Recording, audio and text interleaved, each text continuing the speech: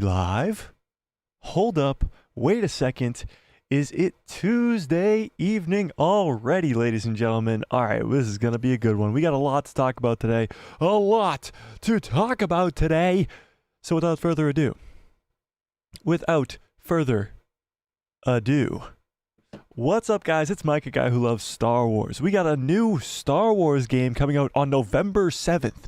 November 7th, that's literally less than a month away from now, a new Star Wars game. We got another Star Wars game that we haven't really talked about all too much, and we're going to talk about it today because we're on the topic of Star Wars video games, and that is Star Wars Outlaws. So we're going to talk about the two games. We're going to talk about some other Star Wars news going on in the world right now when it comes to New York Comic-Con was last weekend, so we got a lot of other stuff to talk about when it comes to that. There was some comic announcements. There was some Phase 3 for High Republic announcements. There's just a lot to talk about today, so we're going to maybe even do some call-ins today if we can figure it out.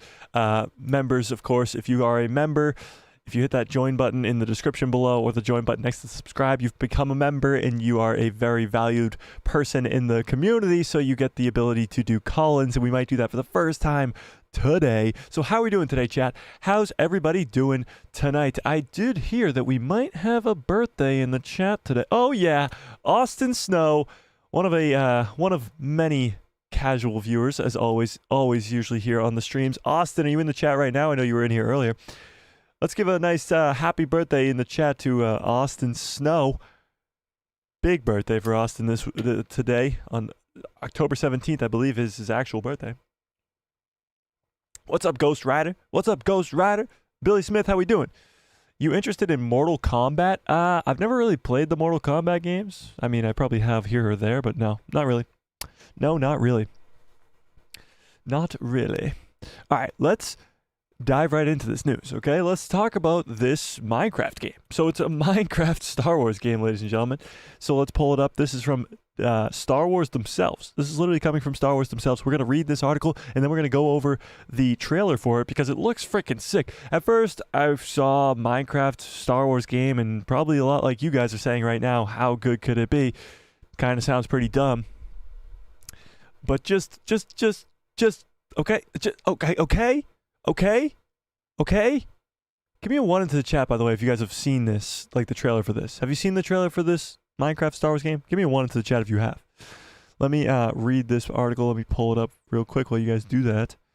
Let me do this while you do that. Let me do this while you do that. Let me do this while you do that. Let's see. Not yet, Billy. All right, perfect. That means we're going to watch it live for the first time with you. All right, let's show the screen. Boom, got it. All right, so this is coming from Star Wars themselves.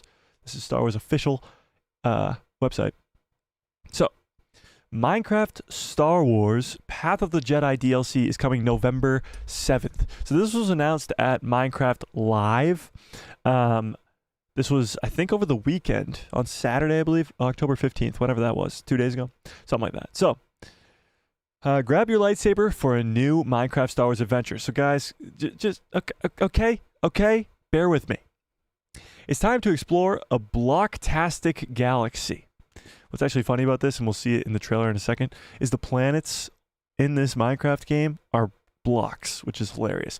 Because we were joking about that being what Peridia would look like because it's a different galaxy, and they were going to show that it's a different galaxy by having cubes instead of circles as planets, and that's what's happening in Minecraft. So, announced today at Minecraft Live, Minecraft Star Wars Path of the Jedi DLC, featuring a new story-based adventure. Oh wait, it's not fully even on the screen. What the hell? That's as close as I can get, I guess. That's as close as I can get. All right. Will arrive on November 7th. In the Path of the Jedi, you'll play as a Padawan. You can customize your own droid and build your own lightsaber and go on various missions throughout the galaxy. Throughout, you will encounter legends like Yoda and Mace Windu as you rise through the ranks of Jedi Knight. To the rank of Jedi Knight. Check out the trailer below featuring glimpses of famous locations like Coruscant and Kamino and fan-favorite characters including Ahsoka Tano, General Grievous, and Obi-Wan Kenobi. So we're going to watch this trailer in 1 second, but it says Path of the Jedi DLC requires the latest version of Minecraft Bedrock Edition, sold separately. Head to blah, blah, blah, whatever. So, November 7th is the key here. That's in less than a month. And you'll get to be a Padawan and rise through the ranks to become a Jedi Knight while customizing your own droid and building your own lightsaber. All in Minecraft. So it sounds amazing. It sounds like you're a Jedi. You get to rise through the ranks of the Jedi Temple. You get to become a Jedi Knight. You get to customize your own droid. You customize your own lightsaber. Go on missions in the Star Wars galaxy. Go have encounters with Yoda, Mace Windu, Ahsoka Tano, General Grievous, Obi-Wan Kenobi. Sounds incredible. And yet, it's all in Minecraft. So if you guys don't know about this, we're going to watch the trailer in 1 second here. If you guys don't know about this, for 10 years, like almost immediately when Disney bought Star Wars, they signed an exclusive deal with EA. Now, EA is most known for like EA Sports. They do a lot of the Madden games and all that stuff. But they've done other video games. They signed an exclusive deal almost immediately after Disney bought Star Wars in 2012 for 10 years. They signed a 10-year exclusive deal with Disney to create Star Wars video games. In those 10 years, we got 4 games. Actually, 3 games. Not 4 games, 4 games. We got 4 games. Battlefront 1, Battlefront 2, Jedi Fallen Order, and Star Wars Squadrons, I believe. 4 games in 10 years. Atrocious, worst deal of all time. EA never should have, like, probably one of the biggest mistakes that Disney ever made was signing that 10-year deal with EA. It was just stupid and dumb and stupid and dumb. And since then, because that deal ended last year, since that exclusive deal is over, we've already gotten Jedi Survivor, which of course is an EA game technically, but it was from Respawn. We got Jedi Survivor. Next year we're getting Jedi Outlaw. You got the trailer for Star Wars Eclipse. You had the rumored Knights of the Old Republic game. You're getting this Minecraft game. So as soon as EA finally didn't have that deal anymore, the floodgates opened, and now everybody wants to make a Star Wars video game because there's so much when it comes to Star Wars video games. Battlefront 3 would be the greatest video game of all time, I still think. But even the first-person games in the solo games, or whatever you want to call them, first-person shooter games, whatever you want to call them, like Jedi Fallen Order, Jedi Survivor, like Star Wars Outlaws is going to be next year, these games that you can't really play with your friends, but they're just like a campaign game, those are still very fun, especially in the world of Star Wars. Think about like the Force Unleashed 2, and even all the older games that are legends now, of course, but those games are fun. But even multiplayer games, Star Wars is an entire galaxy with so many battles. That's why Battlefront 1 and 2 and Battlefront 1 and 2, the originals, were so damn good. That's the whole gist. So before we watch this trailer, have you guys played any of these old Star Wars games? And if so, what's your favorite one? What's your favorite one? And let's start up a poll right now. Let's start up a poll. Are you going to play Path of the Jedi? So that's the game we're talking about today, the Jedi. Yes or no? You tell me. November 7th, are you going to be playing Path of the Jedi? I think we're going to stream it on the channel. I think we might stream it on the channel if you guys are up for that. Let's see. Let us see. And if you aren't going to play it, will you watch me play it? Possibly. Dominic, what's up, Dominic? Brandon says, cool update. Thanks, Brandon. Billy Smith says, ain't the Path of the Jedi Dagobah in Angry Birds Star Wars? I think so. Probably something like that. Ghost Rider says, is friendly fire allowed? If so, it will be more like Sith than Jedi. I don't know what the whole mechanics of the game is going to look like because it's Minecraft. So it's like, how kind of crazy are they going to go here? But once we watch the trailer, dude, you'll see. You will see. Brandon says, EA exclusive deal ending is a game changer. It really was.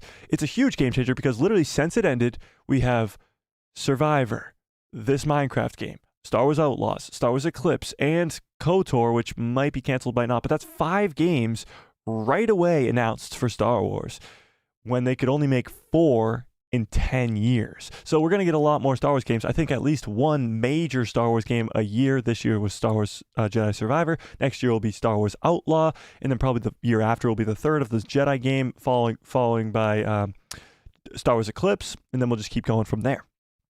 Cat's Paw, what's up? Cat's Paw says, coming in late, but happy birthday, Austin Snow. Yeah, awesome. Cat's Paw, if you are in the Discord, which I know you are, if you link your Discord to your YouTube account, then you will be able to enter the members only portion of the Discord, and then we'll do some call-ins later. Honey Badger says a new Star Wars game, and hello there. What's up, Badger? How we doing? Yeah, so let's watch the trailer. Let's watch the trailer right now. Let's watch it right now. Any updates for Eclipse game by Quantic Dream? Right now, no. It's still in development. It still is in development, active development, which is good. I would guess at least 2 more years. At least 2 more years. So 2025 at the earliest, I would guess, for that game. Yeah. Because I think, again, Star Wars Outlaws is going to be your game for next year, and then we'll just go from there, you know? But let's watch. Whoops. Let's just watch this trailer. Let's watch this trailer. So this is, like, when you thought Minecraft Star Wars, this is not at all what you expected, I'm guessing. Not at all what you expected. Everyone like the vid? Yeah, get on Billy's page here. Let's like the video, please. Let's like the video, please. Jesus. All right, let's watch this. Honey Badger says, unfortunately, I won't be here long, but I'm here for a good time. There you go. There you go. Josh Revan, what's up? What's the news? Well, we're about to watch this trailer for the new Star Wars game. Perfect timing, Revan. Perfect timing. All right, let's watch this trailer. First of all, the first scene is the Jedi Temple on Coruscant, and it looks fantastic. But it's Minecraft, ladies and gentlemen. All of this is blocks. All of this is explorable in this game, which is absolutely insane to me, but that's crazy. Let's watch it. That is loud. Is that loud for you guys?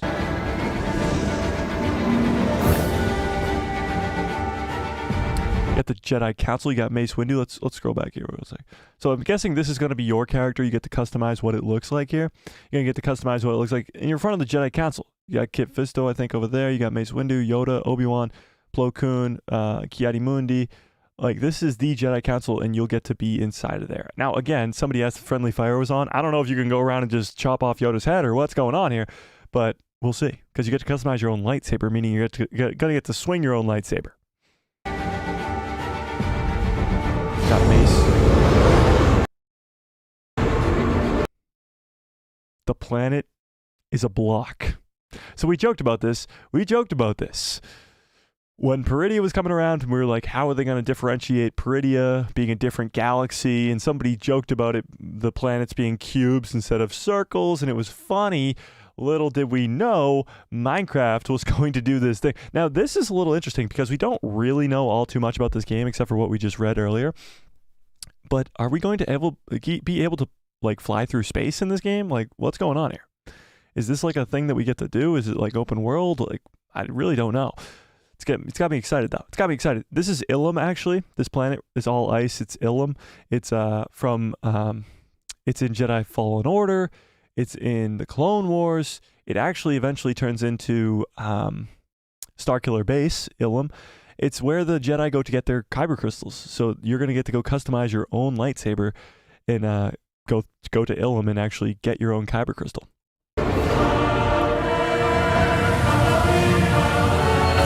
Do you remember this from the Clone Wars? Give me one into the chat if you remember this place. This is Ilum. You got the waterfall in Clone Wars when the younglings are going to get their lightsabers, their kyber crystals, like they have to get back before the waterfall freezes. You guys know what I'm talking about? Yeah. We got some Clone Wars fans in the chat. We got the Clone Wars fans in the chat. It's very cool. So now you are going to get to do this in Minecraft. This is crazy, dude. Like, I haven't played Minecraft in a long time, but this is gonna make me play it. So this is, I'm guessing, like the kyber crystal you're gonna be looking for. I'm not too sure, but it's pretty cool. Kid Fizdo. Is this too loud for you guys? Why is it so loud? Why did it just get so loud? What the fuck? Let's turn it down a little bit. Again, like, are you going to be able to fly through these ships? Like, this is in space. This is, like, clone ship. Like, what? What? Like, I don't know. General Grievous and his guards right here. Like, you're going to fight Grievous with a lightsaber in Minecraft? What's going on here? What's going on here? See, in the description from Star Wars themselves, it said Ahsoka Tano, but this is not. This is Shakti. This is not Ahsoka Tano. I don't know if Disney themselves is wrong, or I don't know. I don't know.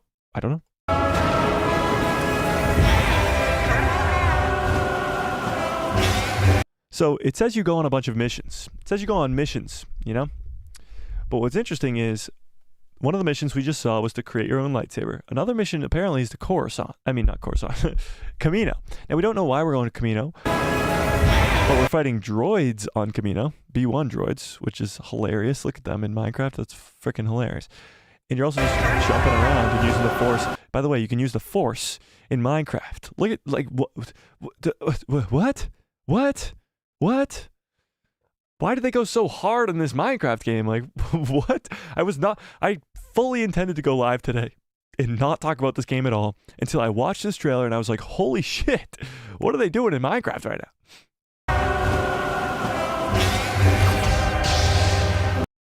Is this Palpatine? Got the red glow around him, 2 red lightsabers. This is some villain you're gonna fight at some point. Obi-Wan. This is you getting knighted by the council, I'm guessing. Actually, what's interesting here, let me go back to this. Are these supposed to be the same person? You got the 2 double-bladed purple lightsabers, and then cuts to the 2 double-bladed, dual-wield red lightsabers. Do you turn to the dark side in this game? Like, there's so many open-ended questions when it comes to this, but this trailer got me so ridiculously hyped that I had to at least put it in the title of what's going on today, because this is absolutely wild. In a Minecraft Star Wars game, might not be that like crazy of news to you guys. But what do we think from before and after watching this trailer? Like, did this make you even more hyped? I'll play through the trailer. I just didn't want to get copy struck, but we're going to go risk it anyway. We're going to play through this trailer one more time. We're going to turn the volume down a little bit. And I was utterly shocked. Did not expect anything like this. You got a guy using the Force here, forcing B1 battle droids around on Kamino. That alone is sick. Then you got General Grievous walking around here.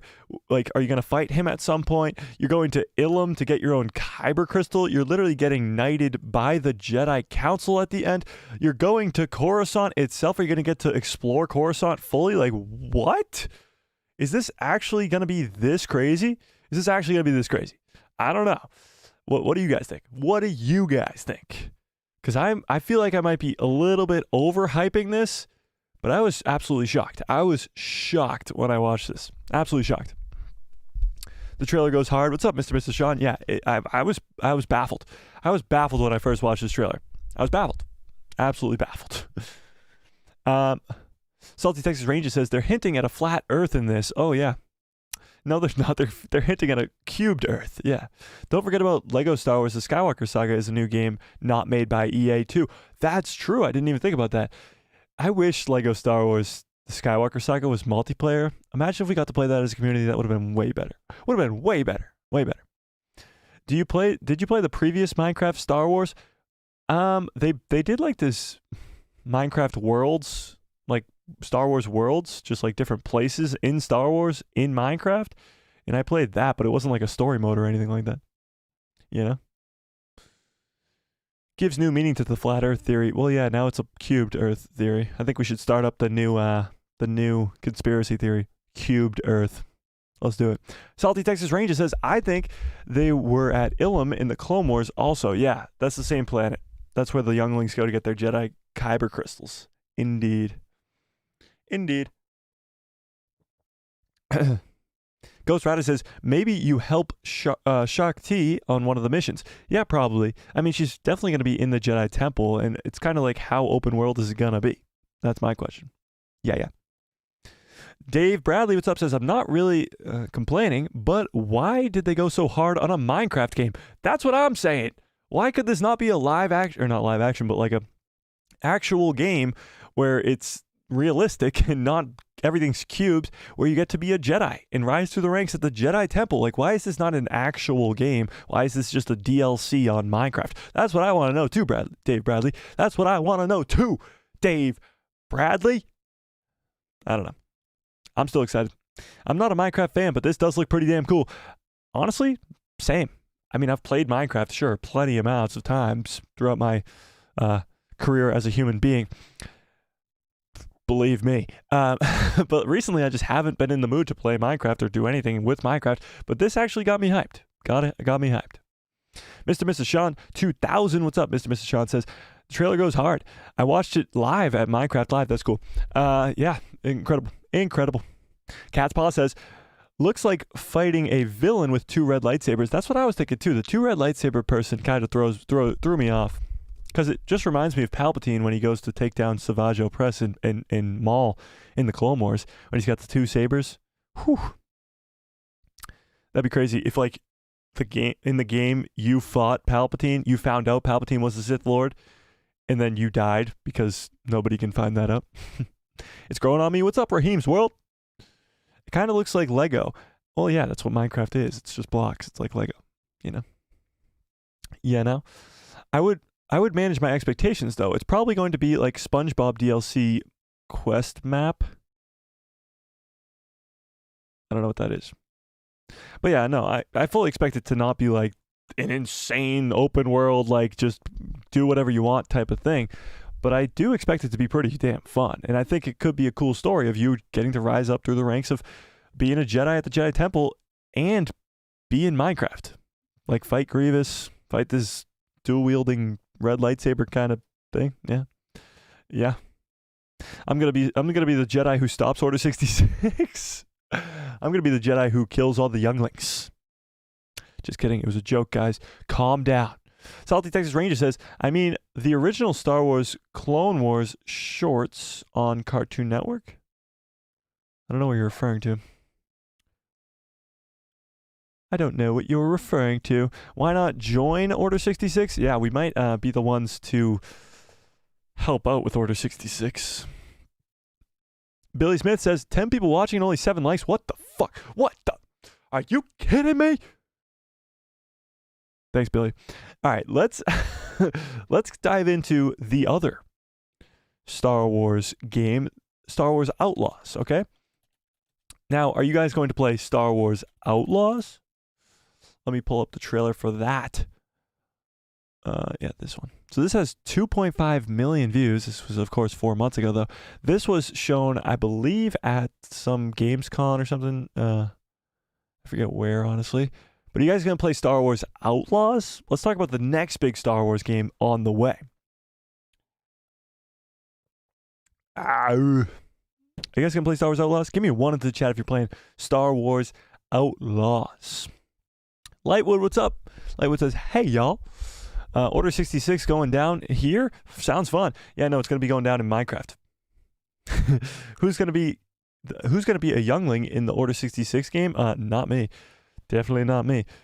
Definitely not me. Wow, 60% of you guys are going to get this Minecraft game. That's actually way more than I thought. That's way more than I thought. Interesting. But only Ghost Rider's only Ghost Rider's playing Outlaws? Only Ghost Rider's playing Outlaw? All right, let's watch the trailer. You guys want to watch the trailer for Outlaw? You want to watch the trailer for Star Wars Outlaws? Yes? No? Maybe so? Possibly? Maybe? Yes? Possibly? Billy Smith says, maybe. Don't know if I can afford. Probably wait until it's offer? Is that what that says? Oh, it's on offer? You mean like on sale? Yeah. When this game comes out, we'll definitely be doing giveaways for it. At least like 2 or 3. It depends on where we're at as a channel. Like if we're well over 5,000 subscribers or something, I'll give away a ton of these games. That's kind of the gist of this whole thing is I want to give back to you guys. So you guys just watching me, supporting me, doing all this stuff for me, it gives me the ability to give back. So when Star Wars Outlaws comes out, and it's probably going to be like $70, which is stupid because video games are $70 for some stupid reason, I'll be able to do giveaways for that because you guys have supported the channel so much and we have the ability to give back. So by the time Star Wars Outlaws comes out, I fully expect to be able to give away a ton of those games. Hopefully I really hope we could get into the double digits and do like 10 big giveaways for Star Wars Outlaws, give 10 games away, give the community the ability to play the fun, cool Star Wars games because the new Star Wars games being $70 are stupid. So expensive, it's dumb. Like Survivor was like pretty sure $70. Somebody fact check me on that. Salty Texas Ranger says the Clone Wars was created by Tarkovsky in 2003. Yeah, true. Oh, you mean they went to Ilum in that? Did they? I didn't know that. I did not know that. Anthony says the title Path of the Jedi almost sounds like another phase from High Republic. So far, we've had Light of the Jedi Phase 1, Quest of the Jedi Phase 2, and Trials of the Jedi Phase 3. Interesting. Path of the Jedi. It kind of does. Definitely does. Yeah. Anthony, we got a bunch of Phase 3 news over the weekend. Did you see that? At New York Comic Con. Lightwood says, Master Skywalker, there are too many of them. What are we going to do? Billy Smith says, yeah, it was $70 or 60 pounds. Yeah, $70 for a game is just stupid. Think about all the free games. Think about all the free games. Like Rocket League and Fortnite and Apex Legends and even Halo, the newest Halo. If any Halo fans out there, that was free. That was free. Except for the campaign. The campaign wasn't free. But like all those games are free. The way they make money is with the battle passes and stuff like that. So that's kind of how they kind of get by. So these Star Wars games don't really have battle passes, but we'll see. We'll see. We'll figure it out. Honey Badger says Survivor was indeed $69.99. 69. I unfortunately have to head out, but good luck with the rest of your stream. See you later, Badger. Yeah, you got your own stream. I got you. Maybe I'll hop on later with you. I'm playing the new Halo season right now. Really, Billy? That's sick. I've been off Halo for a while. I'm a writer, not a gamer, but I appreciate the artistry of games and the writing and graphics. There you go, Lightwood. I only like the Master Chief Collection. Isn't that like all the games in one? Oddly enough, I'm unaware of the reveals. Was any of it streamed on YouTube? Got any updates? We're going to go over those updates, Anthony, in a little bit here once we get past the Outlaws trailer. Do you guys want to watch the Outlaws trailer or what? We watching the Outlaws trailer? Give me a 2 into the chat if you want to watch this Outlaw trailer. Because if you guys don't want to watch, I don't want to watch. It's the first 3? Oh, it's only the first 3 games? I got you. All right, I got 1, 2. That's enough for me to watch the trailer. Let's watch it. It's only 2 minutes. So this game actually looks really cool. I'm really surprised.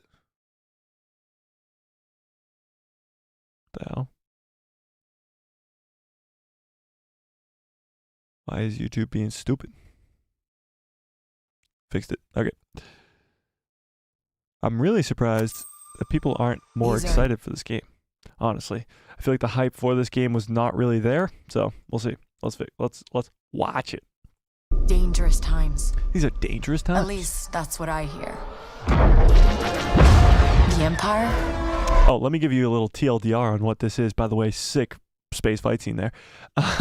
It's a Ubisoft created open world Star Wars game. So open world meaning you can pretty much go anywhere, do anything. It's a lot like GTA you'll see in a little bit here, where when you get when you kind of like do something to the Empire that like in GTA when you kill somebody or do something that's illegal and the cops come on you and you have the stars, like 1 star, 2 star, 3 star, 4 star, 5 star.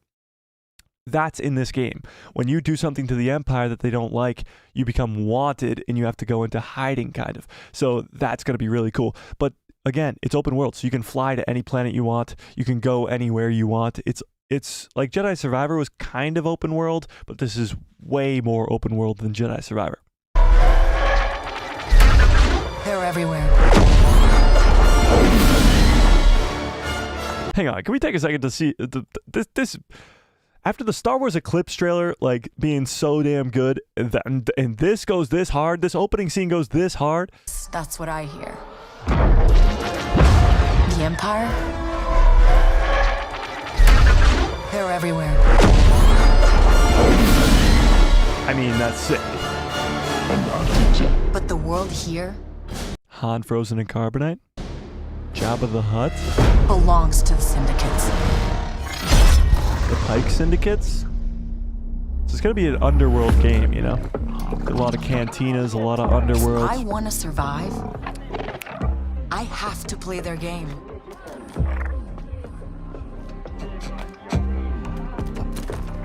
Looks like I'm all This is like the BD1 of the game. in.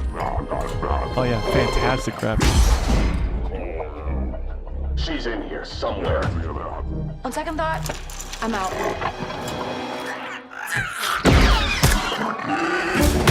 There she is.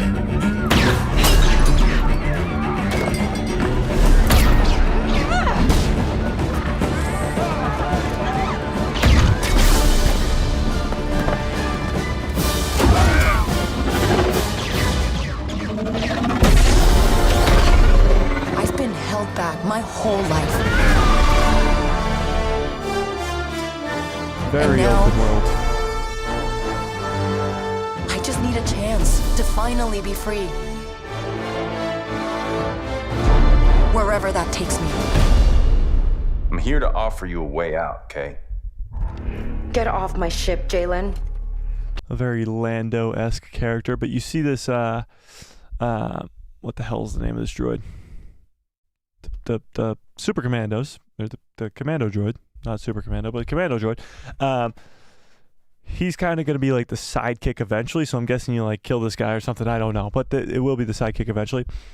I mean, this game looks spectacular, but let's finish this trailer off real quick. You're gonna have to trust me. It'll be dangerous, risky. But if you pull this off, you'll never look over your shoulder again. Rancor. Can't go a game without a Rancor, you know? But we also saw Jabba the Hutt earlier, so this might be, I mean, in Jabba's palace.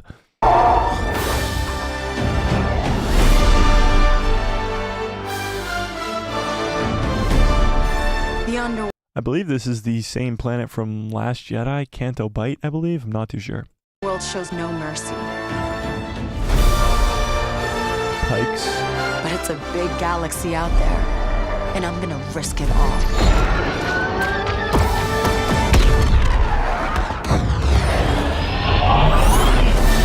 I mean, some of the graphics and cool shots like that are incredible. Intense trailer. It really is. Are you guys going to play this game?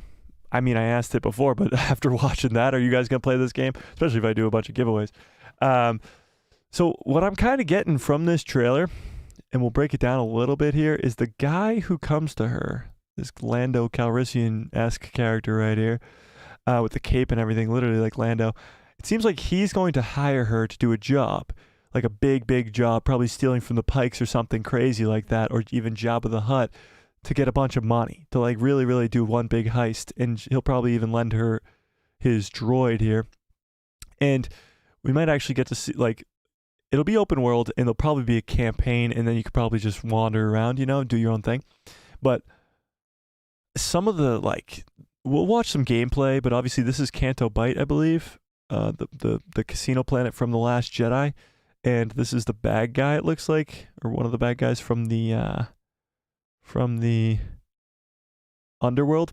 So he might be a big important character. I don't know. It does look very cool. We'll watch some gameplay of it. We'll just scroll through some gameplay of it. But what do you guys think? Does this look cool? Does this game look cool? What do we think?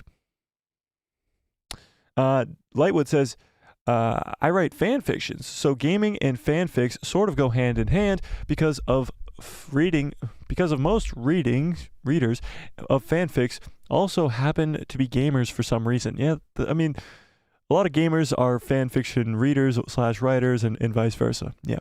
Salty Texas Ranger says, Master Yoda travels to the ice world of Ilum to save Lumikara and Barriss Offee. Really? Interesting. I don't think I've ever watched like all of that original Clone Wars, you know? Anthony says, is this a new trailer different from the one we got in May? No, it's the same trailer, but it's freaking cool. Yeah. Billy says, I would probably push it to get KOTOR if I'm not that interested and I can't justify the prices. Maybe Eclipse. Yeah, I get that. I definitely get that. You kind of have to choose your battles, you know? Salty Texas Ranger says, oh, I remember this. Some fans were posting it was because it was a lead character. Is locked as a woman. Yeah, a lot of people were complaining about that when it first got released. They were like, why does it have to be a woman as the main character? Honestly, I don't care. I'm sure you'll have some ability to customize her appearance just like you do with Cal Kestis, but nobody was complaining about Cal Kestis.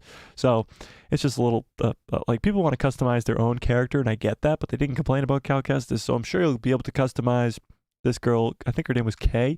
I'm sure you'll be able to customize her hair, her outfit, all that stuff. Yeah, so I wouldn't be too worried about that. Yeah. Should have had character customization like KOTOR. I agree. I definitely agree. I wish you could customize your own character like in GTA or like KOTOR or anything else.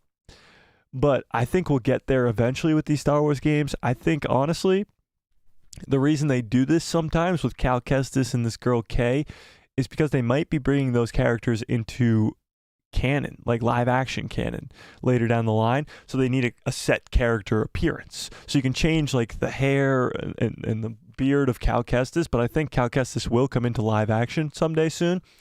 And you need to know who that is. So if you were able to customize Cal Kestis to look however you wanted him to, then he can't really come into live action, you know? Yeah, I know. Anthony says, is it wrong since seeing the trailer in May? I'm already wondering what role Kay Vess is going to play in the Mandoverse. Can't wait to see this unique syndicate. I agree with that. I definitely think that you should expect her to come into live action. I think that's the only reason that they wouldn't make her a fully customizable character, you know?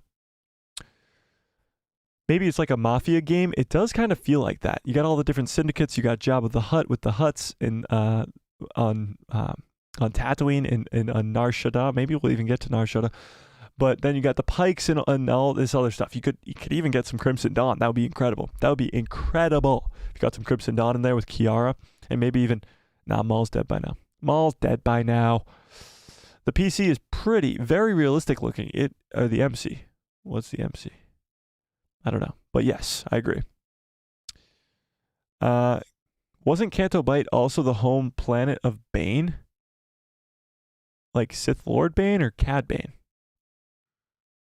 I don't know. Is it? Canto Bight, home world of Bane. Let's see. Canto Bight, home world of Bane. Let's see. Bane. Here we go. Oh, you might be onto something there. You might be onto something there. In terms of homeworld, also spelled homeworld. Let's see.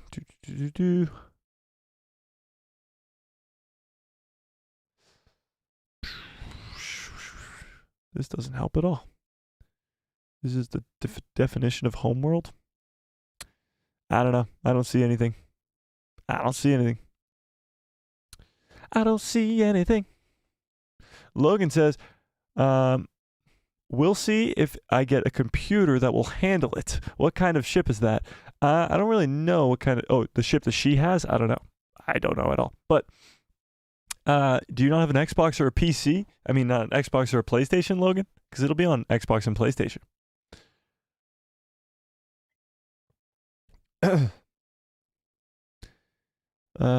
I'm not a gamer, but it looks great. There you go. I'll definitely play it. Nice, Ghost Rider. Salty Texas Ranger says, anything that tries to reinforce anything from The Last Jedi is garbage fan fiction to me. It's just a planet, Salty. It has nothing to do with the sequel trilogy at all. It's actually way before even the end of the original trilogy. It takes place in between episode 5 and 6, Empire Strikes Back and Return of the Jedi, so no worries about the sequel connection, Salty. Anthony says, I mean, she'll be around, I'm guessing, 32 to 34 by the time of Skeleton Crew, 9 years after the incident of the video games. This crime syndicate will be original and new for the MCU. Interesting. Yeah, she'll probably be, 32 is prime age in Star Wars, you know?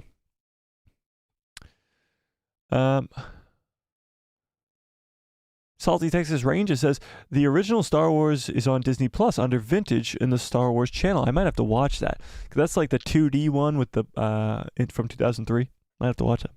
She reminds me of Jyn Erso. She kind of does, yeah. She has that Jyn Erso kind of vibe. And Jyn Erso's like a fan favorite character, let's be honest, guys. I'm glad to see more crime syndicates in the Star Wars universe. Storylines seem interesting. Yeah, the underworld of Star Wars is so vast and needs to be explored way more. We need more stuff with the Crimson Dawn, with the Pikes, with the Hutts, all of it. We need more underworld stuff. That's why the Jabba movie, although it kind of sounded like a joke, would have been cool because it would explore the underworld of Star Wars. That's why Solo, even though a lot of people don't like it, is a good movie. It begins to explore the underworld of Star Wars. I still think there's a whole lot more than what Solo even gives us. But yeah, I think this game is a start because video games can really give us the underworld and flesh it out, especially with this game being open world. Yeah. I think they're going to make a better depiction of Canto Bight in the future. What's hilarious is we've yet to see Batu in anything animated or live action content yet. That is funny. I mean, Batu is the place, it's like Galaxy's Edge. Galaxy's Edge in Disney World or Disneyland is, the location of it is called Batu. It's the planet. And we've never been there in animation or live action. And it's surprising because it's Disney and they make money, you know? Hashtag make Solo 2. I think it will be like a Lando movie instead. Yeah. Yeah. Juan says her name is Kay, as in Ryan Gosling. What? I don't get it. I don't get it at all. Her name is Kay, as in Ryan Gosling? What? What? Is that like an inside joke or something, Juan? I don't understand. I don't get it. I'm willing to bet the introduction of the Church of the Force, a good deal of new crime syndicates lore connects to Star Wars, or Lucas's Star Wars underworld storytelling. Make it a series, please. I know, Anthony, you've been begging for it for a while now. Ghost Rider says, I meant, didn't Darth Bane stay there between the second and third book? I'm not too sure. I haven't read those books in a while. But wasn't Canto Bight like created after the Darth Bane books anyway? Not too sure. But I'm sure you're right. Billy Smith says, I do like the axolotl looking creature. Yeah, it does look kind of cool. And you actually get to control it. So let's watch some of this gameplay first. Let's do that. Gameplay. We won't watch the whole thing because it's like 10 minutes or something, but we'll scroll through it here. Let's do this. Let's do that. Let's do this and let's do that. Got it. All right. So what's cool is, like, here you're hiding and you get to control what that little axolotl character does. So he can go press the button. He can go attack these people. Let's scroll back 1 second. So, whoops. So he can go attack this person. He can go distract them by just sitting there and making a funny face, and then you can take them out with a blaster or something. Or he can also go press the button. So that's how open world this is, and how like kind of you're in charge it is, because you can attack those people and then go press the button yourself, or you can have the axolotl character go press the button and then you can hide, and that's kind of what they do here. As he presses the button, he goes over, presses the button, and then she hops on the back of this crate here. I have watched this trailer many times. I'm excited for this game, I am. So she's just going stealth mode instead of shooting like crazy. Got a cool little, is that an A-Wing over there? That's cool. And then, a TIE Fighter over there? What the hell is this place? But yeah, then you got her going stealth mode. And then she gets seen here by this guy, and then she just goes boom, boom, boom, boom, boom. What's cool is we've gotten Cal Kestis with the lightsabers, and we got a lot of lightsaber fight scenes and stuff throughout these Star Wars games, but this is the first one that's kind of like a shooter game. Or at least, not the first one, obviously. We've had a ton of shooter games. This is the first one with like the new graphics in the new age of Star Wars video games that has the shooter. And this is cool. You can change it from stun to all this other stuff. It's very, very cool. And then you can have the this is what you just did right here. So you can have the axolotl character, the little creature dude, go down and grab you a new gun. Like, she's out of ammo, so she goes, gets that gun. The little creature thing goes and gets it. You can blow up the thing. That looked like straight out of Rebels, actually. That was actually kind of cool. The explosion was like Sabine blowing it up. So obviously it looks very, very cool. Then she hops on the back of this who's lagging? We got a little zip grappling thing going on here. She hops on the back of this speeder, and you get some speeder chase scenes. This is very, very freaking cool. So this is, she goes speeding, and then she starts to get chased by some bad guys. If I can maybe fast forward a little bit here. Oh yeah, here we go. So you can slow down, a lot like Franklin in GTA, if any of you guys played that. Slow down time and like lock onto them and then shoot them both at the same time. Boom, boom, boom, boom, boom, boom, boom, boom. And then like that's sick. This is so cool. And it's open world, of course, so you're just going across the world. Very, very cool. I think she gets attacked at some point here. Maybe not.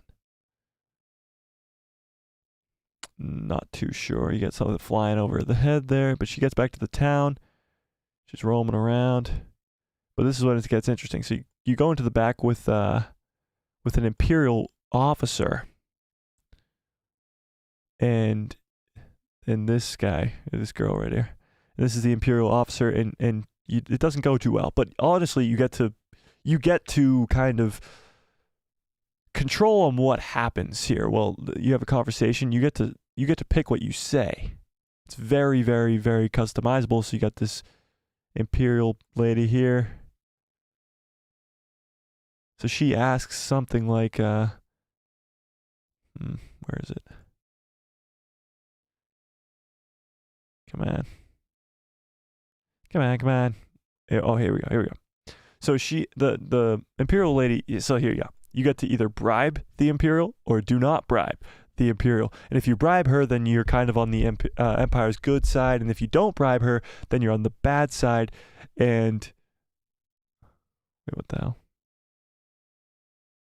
Oh, okay. Are we good? Is the stream frozen? Are we good? Excellent connection. Okay, good. All right, we're good. Okay. Thank God. All right. So you can either bribe her or not bribe her. And if you don't bribe her, you become wanted by the Empire because she's like, that's a bad idea. So you don't bribe her here in this gameplay thing. And she's like, that's a big mistake. The Empire will be all over your ass. And then she, pulls out a gun on her too. Crazy. And then she leaves and then becomes wanted by the Empire. Why is it lagging like this? Piss me off. Let's pause it real quick. So your face becomes like wanted on the TV screens. Then when you run outside, you're wanted. So this is like GTA where you get the stars. So you kind of have to get back to your ship as fast as possible. You have the Empire coming in here. She gets to the ship, flies up, and she's still wanted. So she gets attacked by TIE fighters here in space. Again, space fight scenes look sick. You got the TIE fighters attacking. She goes into the debris field. Very, very detailed game. Very, very cool game. Ubisoft, open world. Any of you guys played like Destiny or what else has Ubisoft done?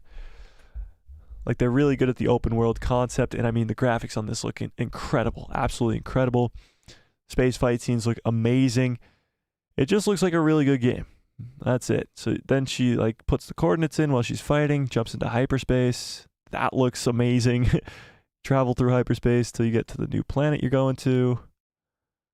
And you have to go do this new quest. You finally outran the Empire and all that stuff. So looks very, very cool. I mean, this can't bite again. It looks amazing. This game looks fantastic. The gameplay looks really, really cool. It's very customizable. Literally, what you say to each individual character is how the game plays out. So there's probably going to be many, many different ways, many different versions of how people get to play this game. So what do we think? Does it look cool? Does it look good? Are you guys going to look forward to watching me play it if you don't get it yourself? Because I'm definitely going to be streaming the hell out of this game. I'm very, very excited for this game. What do we think? Out of 10, how excited for this game? Out of 10, how excited are you for Star Wars Outlaws? Out of 10. Let's hear it. Tell me in the chat. I'll scroll back up to those comments. Don't worry about it. Juan's excited for it. They did Assassin's Creed. It is kind of like Assassin's Creed for sure. 5 out of 10. Really, Billy? Honestly, I'm really excited for it, but I get where you're coming from. It's kind of like the solo movie of video games. It's not Jedi Survivor. It's not Fallen Order, you know? So I get that. If you're not into that whole, like, campaign type game where it's only the underworld and you don't have a lightsaber and stuff like that, I get it. It's fun. It's really fun to play the lightsaber swinging games, but I'm actually looking forward to a little bit of a different kind of approach, you know? Anthony says 10 out of 10. Wow. Cat's Paw says excited for streams. 8 out of 10. There you go. Ghost Rider says 8 out of 10 for now. Interesting. So I don't believe there's a release date. Yes, coming in 2024. So it doesn't say when yet, but I believe it's supposed to come out in early 2024. So I'd guess like April. Kind of the same time that Jedi Survivor came out. I would guess around that April time period. If I were to guess. Just guessing. All right. Let me scroll back up here and read your chats. Where did I leave off? I think I read Logan's. Yeah, Salty Texas Ranger says, I would have rather had a game where the lead protagonist was Jyn Erso in the game. Interesting. Yeah, she's more of a familiar face, but you kind of know what happens to Jyn Erso. You know, she dies in Rogue One. I think having this new character in the time period that it is in between Empire Strikes Back and Return of the Jedi is cool. Cool. Friggins, what's up? Friggins says Blade Runner 2049 reference. Ryan Gosling's character in Blade Runner is named K. Oh, okay. I get you now. I was very lost. Very lost.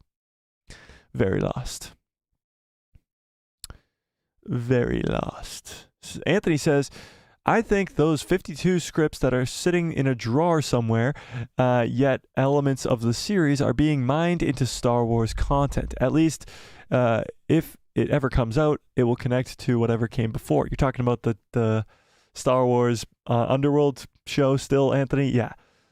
It's somewhere in some drawer, there exists those 52 scripts for the Star Wars Underworld show.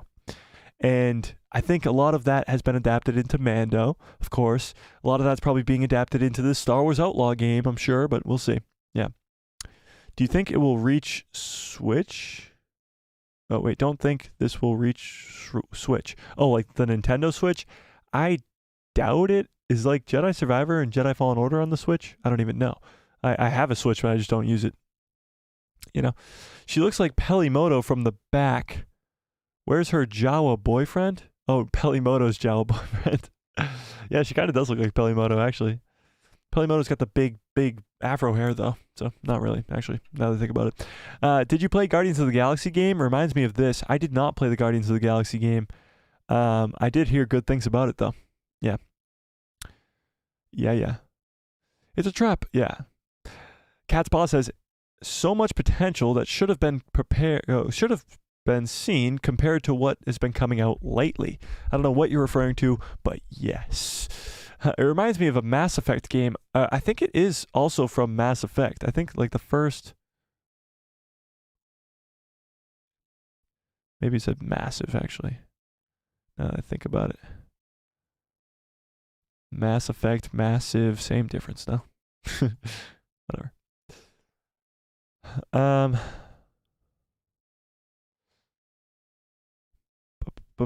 Salty Texas Ranger says, if Disney's lightsaber games and other lightsaber content are too G-rated and boring. Oh, I find Disney's lightsaber content too G-rated. Did you play Jedi Survivor? I mean, you're chopping up people left and right there, and it's quite gory and gross. I like to call it fun to play but not to eat. Billy Smith says, well, it's another thing on that list anyway. And/or could have been a good game instead of a show. Interesting. And/or as a game instead of a show. That would be kind of interesting. Kind of be interesting. Salty Texas Ranger says, do we know for sure that Jyn died in Rogue One? We couldn't see her corpse or her vanish into dust. Disney could resurrect Jyn and Cassian. Who knows? No. Nobody's ever truly gone in Star Wars. We know this. But I think the Death Star blowing them up is a little bit too much for Cassian Andor and Jyn Erso to survive. Just a little bit. Just a little bit. But what's actually surprising to me is 68% of you guys are going to be getting Path of the Jedi, the Minecraft game, which is interesting. Interesting. Do you guys want... Give me a 1 into the chat if you guys want me to stream the Path of the Jedi Star Wars Minecraft game. Will you watch me play that? Give me a 1.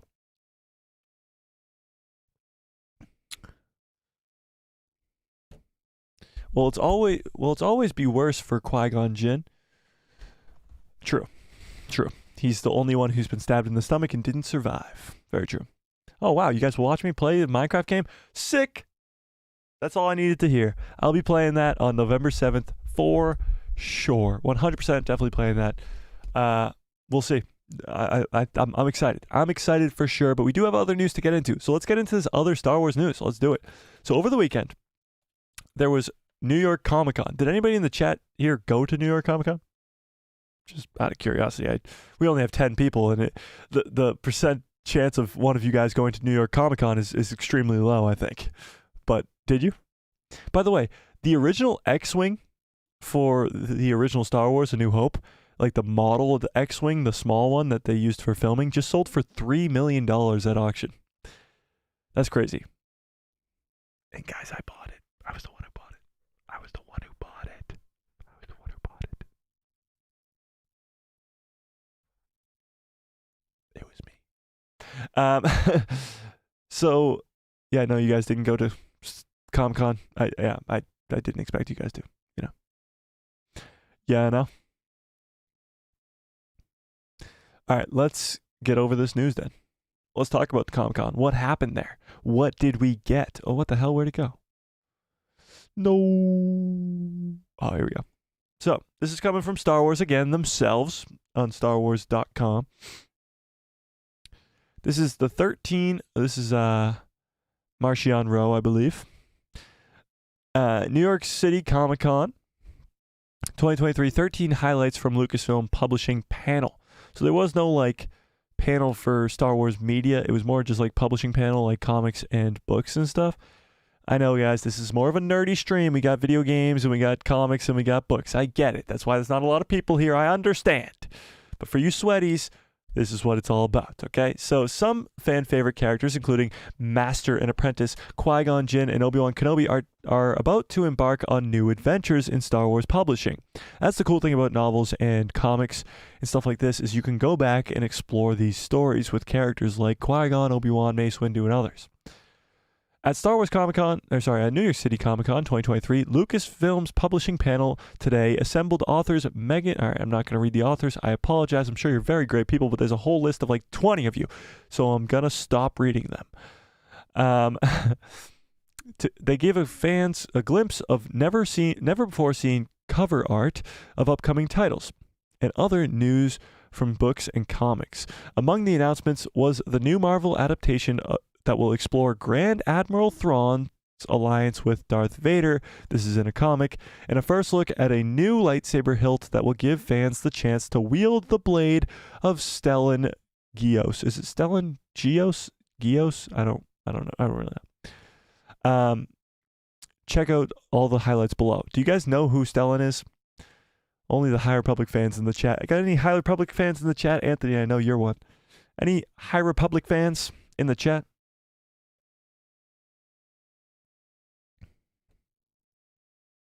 Any? Nobody? Can't really even see the chat right now. Hang on. Rings a bell. It rings a bell. Well, if you haven't read High Republic, you probably don't know who he is. He's a Jedi who's introduced in there. Yeah. Anthony says, I love that artwork of Marchion Row. I also love that I'm rather sure whom he got the gold lightsaber from. Going back 150 years before the existence. Yep, love Stellan. There you go. Fearless, what's up, Fearless? How we doing? No such thing as nerds when it's Star Wars. I think we're all just nerds, but that's okay, you know? We like being nerds. You know? All right, let's keep reading this 13 highlights from Comic-Con. So this is the Mace Windu cover. I don't know why it's so gigantic, but there he is, Mace Windu. This is a Marvel comic cover. Cool. Okay. Number one is the party is just getting started with Star Wars Mace Windu. So Mace Windu is getting his own mini-series with Marvel in January, just in time to celebrate the 25th anniversary of Star Wars The Phantom Menace. The series is written by Mark Bernardin. Has announced, I hate reading people's names. I know it's literally like my thing around here. I'm supposed to read your names when you chat in the chat, and I'm supposed to read people's names in articles, but I hate it. So I'm just going to mispronounce people's names on purpose from now on. Got it? All right, cool. So Makar Bagardin is, he announced that along with the this cover made by Matai Manhattan, this Mace Windu thing. So Mace Windu mini-series coming in January. That's pretty damn cool. We don't know when it's going to take place. We don't really know almost anything about it, but it's Mace Windu. I doubt it's after the fall, guys. I don't think it's him coming back. You know, screw Marvel. Can we get our own thing? Well, it's just Marvel Comics. So Star Wars releases their comics under the brand of Marvel just so that they have the ability to publish them. Star Wars Comics has always been under the Marvel brand, you know? So number 2 is actually a cool one here, and it's a Jango Fett miniseries of comics. So 2, Ethan Sack is sticking with bounty hunting in Star Wars Jango Fett. So the writer behind the Jango Fett series, which is was revealed will soon come to an end, will helm the Marvel miniseries that debuts in March. So this one will come out in March. A cover by Francis the Pope, I don't even know, was revealed. So this is a Jango Fett miniseries that'll come out in March. Very cool. Now we got the Thrawn. So this is Thrawn. You know, the bad guy from Ahsoka, Thrawn. So this is another comic run from Thrawn with his relationship, about his relationship with Darth Vader. So number 3 is Grand Admiral Thrawn returns in Thrawn Alliances, the newest Marvel adaptation written by Thrawn creator and author Timothy Zahn. I'm saying that name right because he's a goat.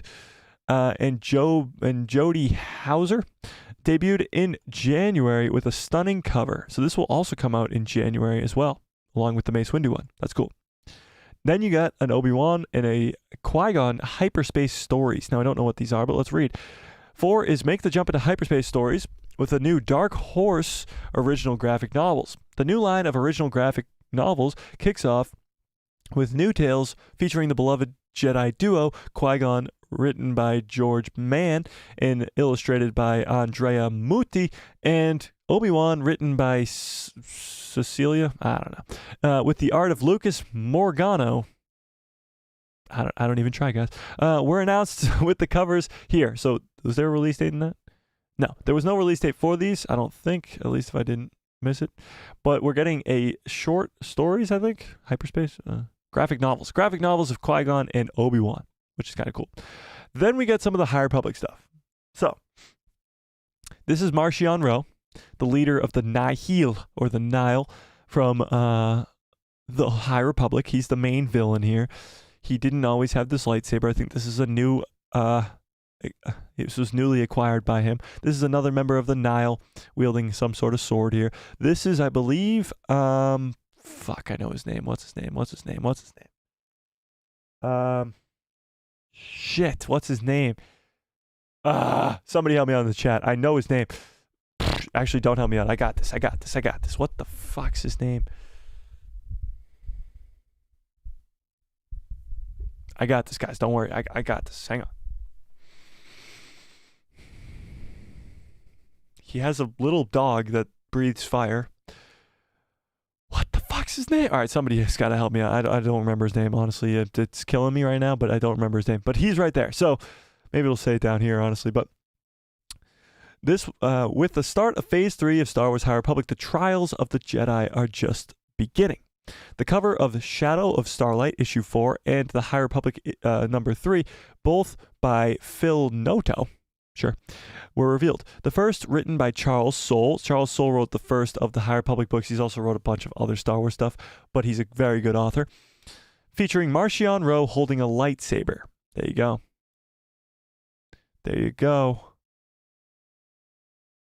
Oh, Keeve Trennis? I thought it was somebody else. I was wrong. I was completely wrong. I thought it was somebody else. My fault. Holding Loden Greatstorm's lightsaber. That's crazy. So he tortures Loden for a long time in Phase 1. So I wonder where that's going. I don't really remember how it ended, but I'm pretty sure Loden dies, if I remember correctly. His apprentice is looking for him and can't find him. Not too sure, but we'll see. This is a cool-ass cover. This is, I'm guessing, Dark Horse Comics. This is High Republic. That's freaking sick. I mean, come on. The fuck is that? That's very cool. Number 6 is Star Wars High Republic continues. You got that cool cover. Lightsaber collections. You get a cool lightsaber right here. This is Stellan Gios' lightsaber. Pretty damn cool. It's got the cross guard like that. Very High Republic-esque. Very, very cool. I think you can get this now. Get your hands on the blade of Stellan Gios when it comes out on Disney Shop in the parks later this year. If they're releasing the High Republic characters lightsabers, that means these characters are coming at some point into live action, into animation, into anything. They're coming very, very soon. So I think this, if you want to get ahead of the 8 ball and you're a High Republic fan, I would definitely get one of these before they're gone, you know. Limited 5,000 pieces globally, so only 5,000 of these are being made, which is crazy. So yeah. Then we got a Return of the Jedi thing. Now this is a visual archives type book thing. A new book from Return of the Jedi celebrates the visuals from the film. Make like an Ewok and celebrate the film that turned 40 this year with the visual archives debuting in March. With the cover, all right, I don't care. Sorry guys, I'm sure you did great work, but I just can't read your names. It gives homage to the final film of the trilogy that saw Luke Skywalker triumph over evil with the help of his father Darth Vader, who returned to the light. So visual archives are always pretty cool. They give a bunch of insight into what happened in the project, stuff like that. This is my personal favorite, dad jokes. Just kidding, kind of stupid. It's probably just like a joke thing. Dad jokes from Star Wars, you know, whatever. You got a glimpse at the comic there. You got Dexter Jester. Guy, I love the mustache. Another High Republic character here, another High Republic thing. Some more kid stuff for High Republic, and that's it. All right. Buryagas and Yoda are main characters in that said book. But yeah. Pretty cool. Comic-Con, if you're a comic fan, if you're a novel fan for Star Wars, if you're a High Republic fan, it was probably like your favorite day of the year because you got a lot of stuff from High Republic. I think Phase 3 comes out or starts now and into next year, I believe. So that'll be very fun. I got to get caught up on the High Republic. I know not a lot of people read it, so it's hard to kind of cover it here because nobody would really watch except for a few people. But yeah, that's for sure. But yeah, I mean, that's all that came from New York City Comic Con this year, from Star Wars at least. No real big announcements except for kind of that stuff. But what do you guys think? Fearless says, I'm great. How about yourself? I'm doing good, Fearless. Doing good. Screw Marvel. Why is it Marvel? Is that blacked out Boba Fett or actually Jango? That's actually Jango. Blacked out Boba Fett is from the War of the Bounty Hunters comic. Actually, I believe I have it right here. Yeah, so this is from the War of the Bounty Hunters. Yeah, Boba Fett joins like this. Boba Fett joins this. This kind of whatchamacallit, this like gladiators match type thing, and you got an all blacked out Boba Fett suit. It's pretty damn cool if I do say so myself. But he blacks out his whole suit so that people don't know he's Boba Fett, and he fights like and you can actually see him holding Jango's helmet. It's like a flashback type thing, and he fights in a stadium or like a whatever, and he kicks a bunch of people's asses, and that's pretty cool. But yeah, no, that was Jango. That was Jango for sure. Yeah. I would read the Thrawn one. Qui-Gon and Obi-Wan. Yeah, true. By the way, can we get some vignettes of the life of Mace Windu in Tales of the Jedi? Is that what you said? In Tales of the Jedi Season 2, along with ones of Kelleran Beck and Baylan Skoll. Well, I think Tales of the Jedi Season 2 is going to focus on 2 people. Very similar to Season 1, I think. It'll be 3 episodes of somebody and 3 episodes of another. Maybe Baylan Skoll. I'm not too sure, but we'll see. What 2 Jedi would you guys want to see them focus on? I've always said Luke Skywalker. If they really went in with Luke Skywalker starting his Jedi Temple, like right after Grogu left, that would be cool. And then you could start into like, what's the next animated show? Why not do a Luke's Jedi Temple animated show? I don't know. We'll see. Do my eyes deceive me? Dark Horse Comics? Yeah, they're back. Yep. Elzar Man? No, it wasn't Elzar. Fearless says, I don't think anything about the High Republic, only a little bit of... I don't know anything about the High Republic, only a little bit about Jedi Survivor. I don't even know if I actually like this era. Well, yeah, you kind of have to just like find out about the stuff yourself and either give it a chance or just like figure out if you like it or not. That's kind of, it's up to you, you know? ZZM, what's up, ZZ? Says, how's it going? It's going good. How are you doing? Anthony says, oh, so it was Lodins. I thought it was Kevmon Zinks from Phase 2. I've not read that, so I have no idea who that is. And my theory goes out the airlock. What happened to Mardon Row lightsaber then? I have no idea. I don't even know who that is. Oh, is that his dad, actually? I don't know. But yeah, he kills Loden at the end of that first phase, right, Anthony? He kills Loden, Greatstorm? I believe. He fights with the name Jango, though. He does fight with the name Jango, but that is definitely Jango Fett. Let's go look back at it. And they even said it was Jango Fett, so I believe. Let's check it out again. Yeah, it says Ethan's ballsack. He's writing the Jango Fett stuff. So Star Wars Jango Fett right there, boom. And it's not a blacked out thing. Yeah, it's Jango Fett. It's Jango, and it'll come out in March. Yeah. Whoops, that's the chat, guys. Where was I? Salty Texas Ranger says, just what we needed. A live action Ram Jarmar? Maybe we can get Vin Diesel to play the bouldered character. Who are you talking about? Who's Ram? Who is that?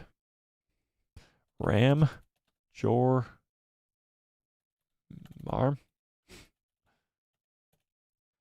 I don't know who that is. Oh, from the High Republic? Oh, I do know who this is. He's in Phase 1, I believe. He's in Phase 1. His face looks familiar. He looks familiar. Yeah. Cat's Paw says, interested in Balin. Me too for sure. I will be reading them. Oh, really? You're going to read the High Republic? That's cool. Did this stream make you want to go read the High Republic? Because it's making me want to go read the High Republic too. Yeah, it's fun. It's definitely fun. Fun, cool stories. Anthony says, Loden is killed after Marchion Ro releases the Great Lever, the biggest of the nameless, upon the Jedi killing Loden Greatstorm. Yeah, what was that? I don't even remember. Wasn't it like this? I remember it was being described as like this mysterious thing that was going around killing a bunch of people.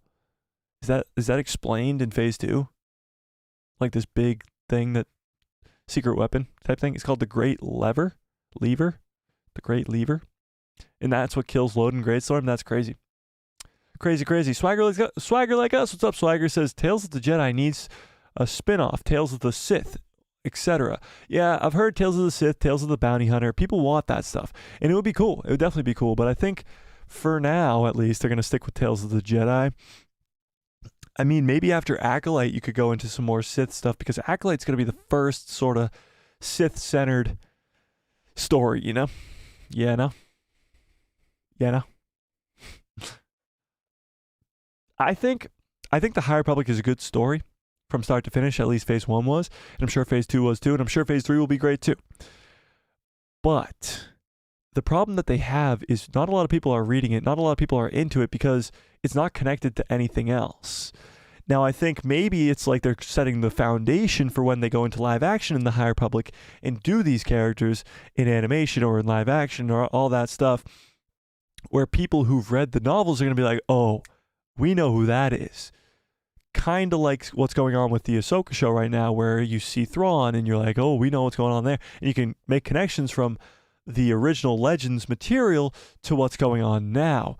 However, the difference will be the High Republic's canon material. And when they go to the High Republic, you'll be like, oh shit, I know what happened with that character over there, and that happened over there, and that happened over there. So it'll be a lot of that kind of stuff, which is, I think, kind of smart. Yeah, I'm excited. I'm excited because the Acolyte's going to be in the High Republic. The Acolyte show is 150 years before prequels, and that's the High Republic. So maybe it'll be connected, because I'm pretty sure actually one of the characters that's in Phase 1 of the High Republic is already confirmed to be in the Acolyte. I think her name was started with a V, Venestra or Venestro, or I don't even know. I forget. Yeah. Billy Smith says, is it bad that I haven't watched Tales of the Jedi yet? It's not bad, but I mean, it's fucking amazing, Billy. Go watch it immediately. Go watch it as soon as this stream ends. Go watch it. It's literally 6 episodes. They're all about 11 minutes each, so it'll take you about an hour and a half at most, and they're amazing. It's 3 episodes of Dooku, 3 episodes of Ahsoka. You know, it's amazing. Yeah. Vernestra. Yeah, Vernestra Ro. So she's confirmed to be in the Acolyte show. I believe she was in the trailer that was shown at Star Wars Celebration. So she's going to be in the Acolyte. I believe. I might be, no, I'm pretty sure. Yeah, the Acolyte.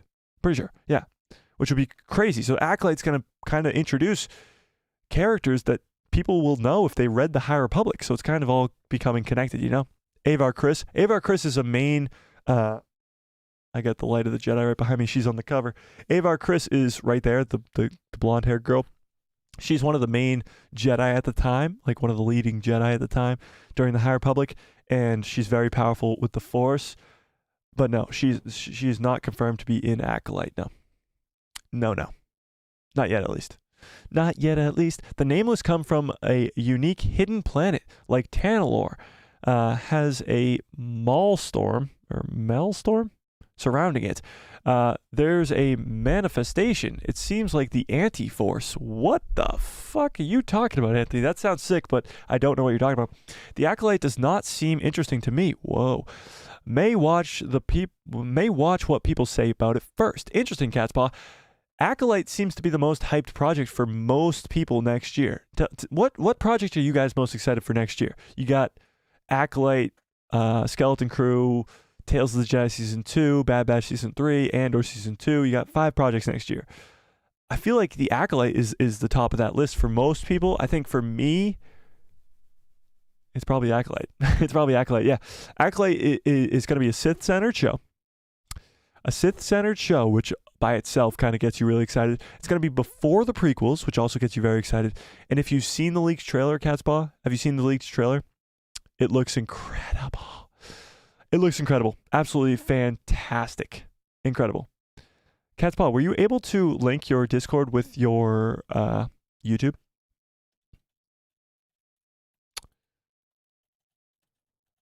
Were you able to do that?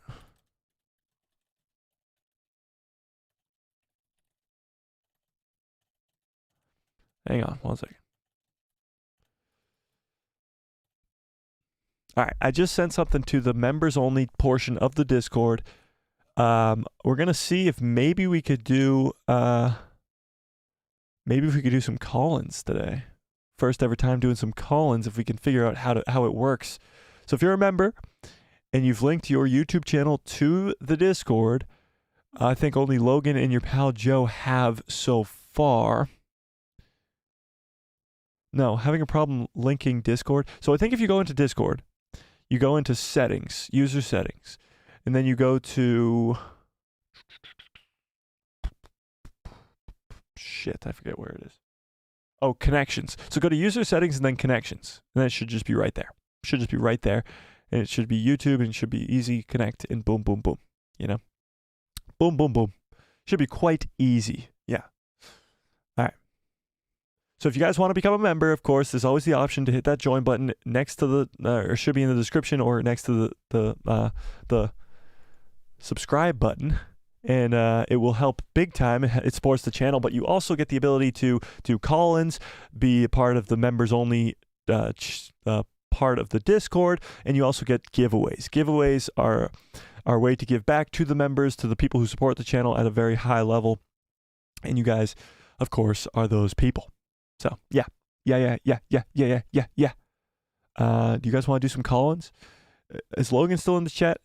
Your pal Joe, you here? Want to do some call-ins? Want to try and do some call-ins? First ever call-in. I don't even know if it's going to work, honestly. I don't even know if it's going to work. Is it expensive? It's $4.99. $4.99, Billy. That's it. $4.99. And we're actually starting a store, too, so that you'll get discounts on that as well. And, yeah.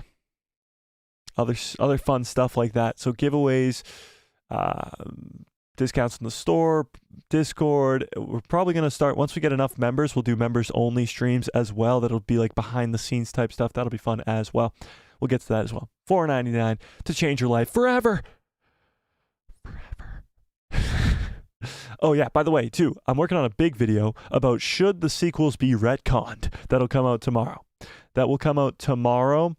And, it's a juicy one. It's going to make a lot of people, it'll make a lot of people upset. It'll definitely make a lot of people upset. to say the least. I think I've come up with if you actually listen with an open mind to this video that's coming out tomorrow at 12 p.m., then you will, you got to come in with an open mind. What's up, Rose? How we doing? Rose says, yes, the sequels should be retconned. I get that. I do get it. I understand where you're coming from. But just hear out the video. Just hear out the video, you know? Just hear out the video. How we doing, Rose? Can I please get some good cups follow orders in the chat? Look at this cup. It's a good cup. It follows orders. It deserves your love. And yes, the store is still being worked on. It's still being worked on. And we're trying to get the design kind of perfected, you know? Rose says, doing well. Just signed on. What's up, Rose? We're trying to get this design perfected. We're going to have these mugs come out that say good cups follow orders on them. And then we're going to just keep going from there with more designs for cool stuff. For the store, this is kind of what the good cups follow orders is looking like right now. Trying to get like that sort of Star Wars opening crawls type thing. So imagine that kind of on the side of a cup and it says good cups follow orders. We're kind of going for something like that for the first kind of thing for the shop, but we'll figure it out. We'll figure it out as we go from there. Can't get copy struck or taken down for the shop, you know, stuff like that. You know, all the fun things that come with that. But we'll figure it out. We'll figure it out. I think we're maybe going to skip Collins tonight because I don't think neither of them are online right now, but we'll see. We shall see. Anthony says, I believe since the sequel trilogy probably won't get retconned, going forward, stories need to be told in a way that can include or ignore the sequel trilogy, keeping fans stable. All right, so what I kind of go into in the video is that there are ways to fix the sequel trilogy without touching the sequel trilogy. There's a lot of stuff that could be put into place before the sequel trilogy that can affect the sequel trilogy. Okay, so you got stuff like you got stuff like Luke Skywalker. Luke Skywalker going into hiding was the biggest joke ever. The Luke Skywalker in The Last Jedi is Jake Skywalker.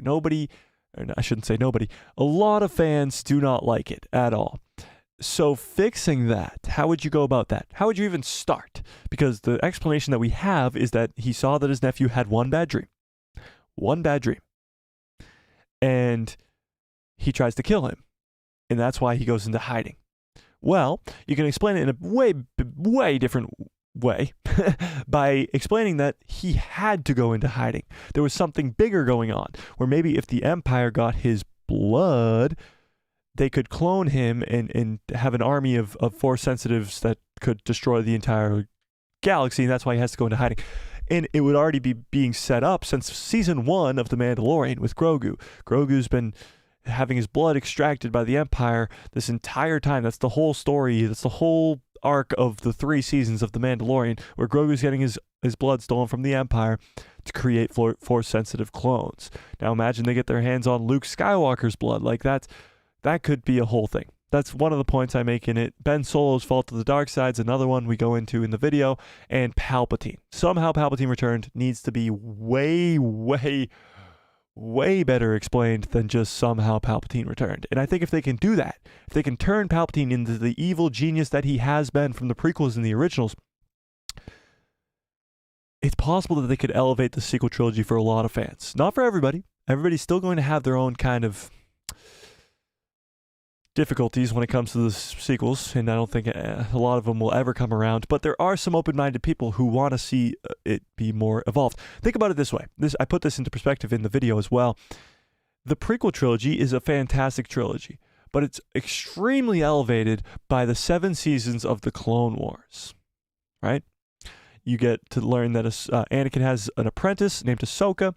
She leaves the Jedi Order, which, again, is a huge reason as to why Anakin falls to the dark side. His literal apprentice that he trained left the Jedi Order because she didn't trust the Jedi Order, and the Jedi Order didn't trust her. And that was a big reason as to why he falls to the dark side. But it also, throughout 7 seasons, you figure out why Anakin's the chosen one, and Mortis and all that stuff, you know. Then look at the original trilogy. Now, the original trilogy I think is perfect. It's so damn good. All 3 movies, spectacular, all S-tier movies, all peak Star Wars. But even with that being said, there are some plot holes that needed to be fixed. And Rogue One specifically is one of the big ones. Now, it's not a plot hole technically. It is a hole, but it's not a plot hole. And it's the hole in the Death Star. One tiny little X-Wing fighter can go in and blow up the entire Death Star. Literally, the Empire puts so much money into this big-ass space station that kills planets, and one X-Wing can go destroy it. It was a big deal. A lot of fans were upset about it for 40-some-odd years, until Rogue One comes around and explains that somebody was forced into, Galen Erso was forced into creating the Death Star and put a weakness into the design. And that explains the original trilogy and how A New Hope actually works and how one X-Wing is able to destroy the entire Death Star. So again, you have the Clone Wars that helps elevate the prequels. You have Rogue One and even other projects before the original trilogy that help elevate the original trilogy, even though it doesn't need any elevation. But the sequel trilogy needs the most elevation. It needs the most help. And it has 30 years in front of it and some years after it to help. And I think this Mandoverse is already helping in a way with Grogu getting his blood kind of taken and stuff like that. Already hints towards Project Necromancer and in the Remnant of the Empire and the Rise of the First Order and stuff like that. And I think from here, when we get into Luke's Jedi Temple and all that building up of Kylo Ren's, or Ben Solo, I should say, his fall to the dark side, if Ben Solo's fall to the dark side is anywhere near as cool as Anakin's is after it gets kind of more developed, then we're in good shape. We're in real good shape, because right now, you just have Kylo Ren. And his fall was because he had a bad dream. And then he just goes and slaughters all the Jedi that he trained with. It's so stupid. It's so dumb. And it's really bad. But if it's explained more, if it's really explained more, because Anakin's fall is because his mom dies, because his Padawan leaves the Jedi Order, because the Jedi don't trust him, because he's married to Padme, who's going to die, because Palpatine is pulling it behind the scenes.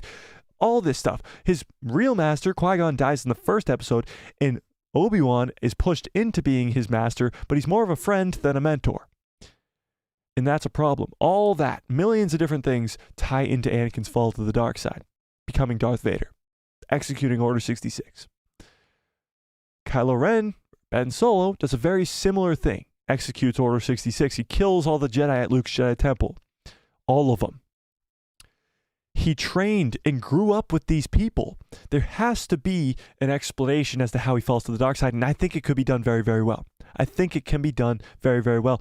Like you said, Fearless, Ben Solo deserves better. He absolutely deserves better, and I think if they flesh out his fall to the dark side way more and explain that Palpatine's really pulling behind the strings, explain how he falls to the dark side, like a well thought out plan this time, then I think we could be getting somewhere. I think we could be getting somewhere, because then The Last Jedi turns into old hermit Luke on an island who tried to kill his nephew because he had one bad dream, to Luke Skywalker had to go into hiding, because if he didn't, he was going to destroy the entire galaxy. That's way cooler. Ben Solo's fall to the dark side, it's not because he just had one bad dream. You actually then, like Anakin killing all the Jedi, you have attachments to those other members of Luke's Jedi Council, or Jedi Academy, I should say, where you had attachments to Plo Koon, who dies during Order 66. You had attachments to Mace Windu, who dies during Order 66, to Kit Fisto, who dies during Order 66. All these characters that you love from the prequels who died during Order 66, you grew those attachments because of the prequels, because of 7 seasons of the Clone Wars. And right now, for characters that exist at Luke's Jedi Academy, we don't know any of them. They mean nothing to us. They mean nothing. Nothing to us. So they really, really, really, really, really need to kind of get their shit together and explain this. They need to explain it. Because if they do, if Ben Solo's fall is sick as fuck, almost as good as Anakin's fall, the sequels are so much better. If Luke Skywalker's going into hiding was for a real reason and not just because his nephew had one bad dream, the sequels are a whole lot better. And if Palpatine, his plan from the beginning, is planned out in actually a good way, not just some goobly glob nonsense that somehow Palpatine returned. No. We need a real plan and a real execution, and then the the sequels will be a whole lot better. That's personally what I think. I know many of you are probably screaming at your screen like, no, Mike, cancel the sequels. They're terrible. This will never happen, blah, blah, blah. But it's not going to get retconned. It's just not. And that's kind of the gist of the video for tomorrow. And I kind of just gave you the whole spiel of the video, but please go watch that video. Comes out tomorrow. But what do you guys think about that? I just went on this whole freaking tangent right there. But what do you guys think? Do you think the sequels could be saved? I used saved in a very, very hesitant manner. What do we think?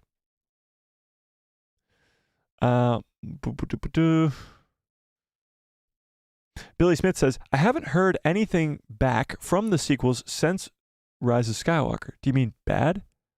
From the sequels since Rise of Skywalker? Rose says, the Empire already had Luke's hand to clone from. That's true. Luke's hand in canon is on Exegol. In canon comics is on Exegol. Have you watched Invincible? I have watched Invincible, Billy. Invincible's incredible. Season 2 comes out soon, doesn't it? They need to hashtag bring back Ben Solo. I agree. Hashtag kill the sequels. It's not going to happen. ZZM says Palpatine could possibly be the best villain in cinematic history, except then there's Darth Vader. That's true, but Darth Vader's not always a villain. He is when he's Vader, but he's Anakin, of course, before. I think Palpatine is probably one of the best villains in cinematic history. What they do to him in the sequel trilogy is appalling. But they could fix it. They could definitely fix it. My take, Luke hid so the surviving members of the new Jedi Order could hide on Tanalorr, thanks to Cal Kestis and Jason Syndulla. Well, defeating Abeloth took Anakin out of the picture. Interesting. That's a pretty good take. I think definitely Jason Syndulla, Cal Kestis, all those people, Ahsoka Tano, all are going to have some kind of role in this, which will make the sequels better, in my personal opinion. The sequels optimized the term creatively bankrupt. Yeah. Jay, what's up, Jay? How we doing? Rogue One is a masterpiece. You're not wrong, Joe. How we doing, Joe? Did you see my thing in the Discord? Joe, do we want to do call-ins tonight? Do we want to try and do call-ins? You and Logan? If anybody else can get in that Discord. Rogue One is a masterpiece for sure. Ben Solo deserved better, 100%. Hashtag Ben Solo should not exist. Whoa. Kylo Ren, I think a lot of people will agree with me when I say this. Even if you don't like the sequels, I think Kylo Ren is probably your favorite character because he's that good. Kylo Ren, Adam Driver, incredible performance. He's a great character. Great character. Yeah. Why is it being like this? Snoke blew up the temple and agree. Ben Solo deserved better. Did Snoke blow up the temple? Is that what happened? I don't even know. Like how Lady Macbeth manipulated Macbeth. Sure. Yes, possibly. Sequels, Luke is the worst. I'm still mad at where they went with his character. True, you pal Joe, and I agree with you, but what if there was a real reason? Catspaw says, Palpatine has been all the voices in his head since he was a baby and even let him down. That's true, Catspaw, but you literally don't know any of that until the third movie. You don't even know Palpatine's around until the third movie. It's all just to explain Snoke not being anybody. It's all just to combat Rian Johnson. And that's not good. So yes, I do think they can explain this. I think they can have a young Ben Solo character growing up with Palpatine in his ear all the time. But us seeing that and us kind of knowing that in the back of our minds is two different things. If you see that be fleshed out and actually enjoy that and actually love Ben Solo as a character like we love Anakin, and then see him fall to the dark side like we see Anakin fall to the dark side, I think Ben Solo / Kylo Ren could be literally the next generation's Anakin Skywalker / Darth Vader. Like, that's how good of a character he is. And if his fall to the dark side is done correctly, then I think we could have ourselves something really, really special on our hands. Let's not forget that Leia sensed the darkness in Ben. It was not just one dream that he had. That's true. I mean, Leia was sensing it before he was even born. That was before he was even born. I believe. I could be wrong. I would be very interested in that, Mike, but I think that they won't be saved. But why not? I think there's going to be a lot of sequel haters that will just neglect anything that happens that involves the sequels at all. I could name a few for you, but I don't even have to. I'm sure you know who I'm talking about. But there are some open-minded people when it comes to the sequel trilogy. Some people who don't like it, but are open to fixes, for lack of a better word. Your pal Joe says, do you think that Filoni pokes more fun at the sequels like he did in Ahsoka? Yeah. In future projects? For sure. Yes. 100%. Ben Solo's fall to the dark side was just poorly explained in the sequels. Yes. Yes. And it needs to be fleshed out. We need to fall in love with the other members of the Jedi Academy at Luke's Jedi Temple and see him slaughter them. That sounds horrible.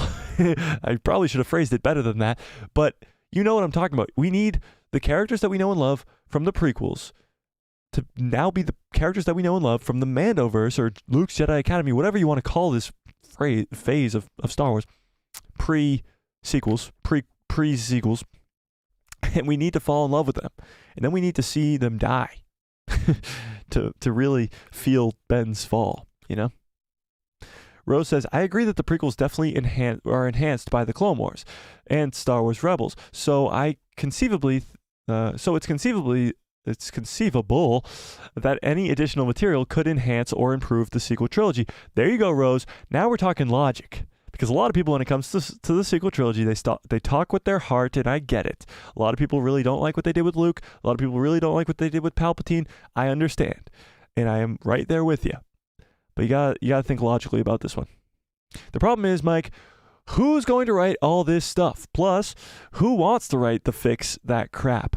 Won't it take the energy and time from other projects? Great question, Anthony. Who has been doing it his entire fucking career? Dave Filoni. Dave Filoni has been doing this. He did this Clone Wars that helps elevate the prequel trilogy. He did Rebels, which helps elevate the original trilogy. He is that guy. And he's going to do it again. He's literally the elevator. That should be his new nickname. The enhancer. He's just the guy. He's just that guy. Yeah. The sequels need to be retconned. Still, Caspaw. Still. Your pal Joe says, well, it's good. I'll check it out. I can't do Collins tonight, but maybe Thursday. Okay, we'll think about it. Thursday, maybe. Let's see if Logan responded. No, he didn't. All right. We'll figure it out. Catspaw says, Anthony, they need to purge Star Wars writers from Disney. They definitely need to purge some of them, but there's some really good writers there, so yeah. Snoke's Funko looks better than how he was in the movie. I don't think visually Snoke looked bad, but yes, I agree. Jay says, it's such a shame that Kylo died by giving his essence to Rey. That's also true. Even if Ben gets this amazing story arc, his ending is giving his Force essence to Rey and dying. It's a bummer. It's definitely a bummer, but he does disappear, which is interesting. You never know. He can come back. The Rise of Kylo Ren comics are good. I have not read them, but there you go. So, Catspot, you're saying the sequel still needs to be retconned, but you like the Rise of Kylo Ren comics? Rise of Skywalker was the first Star Wars film I skipped after The Last Jedi. My apathy was most impressive. That's crazy, but you're probably not the only one, Swagger. Billy Smith says, are we expecting animated sequel trilogy material? Not at the moment, but I wouldn't be surprised if you got some. I would not be surprised if you got some. Fearless says, I agree, Mike. We absolutely need the story of Ben/Kylo in a movie or show or even a book. I'd love it to be a show or a movie. A book would get brushed under the rug too much. It could be one hell of a story if they did that. For example, they did this book, Shadow of the Sith. It's Luke, it's Lando, it's, this is a Sith person, it's Ochi of Bastoon. It's a few years before the sequel trilogy, maybe 10 years, I'm not too sure. It's the story of Luke Skywalker as he comes across a Sith artifact where Sith is like reborn through this mask. It's a whole thing. Lando's looking for his daughter, which is also something that gets fleshed out in the sequel trilogy. Ochi of Bastoon is searching for Rey, young Rey and he, at the end of the book, spoiler alert, kills her parents. But we know that from Rise of Skywalker. And honestly, this book alone made me like the sequels more, which is crazy. Like, this book alone made me like the sequels more. And it's not even sequel centered fully. It's Luke. The main story is Luke Skywalker trying to destroy this Sith that is reincarnated by this mask, and Lando's helping him out. That's the gist of the story, pretty much. The side story is the whole Rey thing as a kid. But literally just one example, one novel made me enjoy the sequels more. That's it. It explains Ochi of Bastoon a lot better, and this fucking dagger from Rise of Skywalker better that had no explanation. I hated it. But it explains it a lot better and has Palpatine, again, behind the scenes more. He comes to Ochi physically and gives him the dagger and says, kill this little girl. It's quite cool. It's quite cool. Yeah. Rose says, ooh, I just got Shadow of the Sith on Audible. Looking forward to listening. I apologize. I just spoiled the whole fucking book. It's an incredible book. You'll still love it either way. Yeah.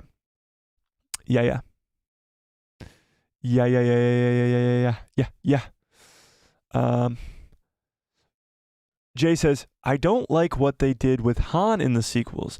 In the movie theater, when Han got stabbed, my dad looked at me and said, you will never do that to me. Oh, you'll never do that to me. That's funny. That's actually really funny. Yeah, Han Solo was the most probably disrespected, other than Luke, I would guess, in the sequel trilogy. The whole freaking trio was, honestly. Luke, Leia, and Han were. But honestly, if you get a new trilogy, an Heir to the Empire, with Luke, Leia, and Han, then I'm more okay with them dying in the sequels.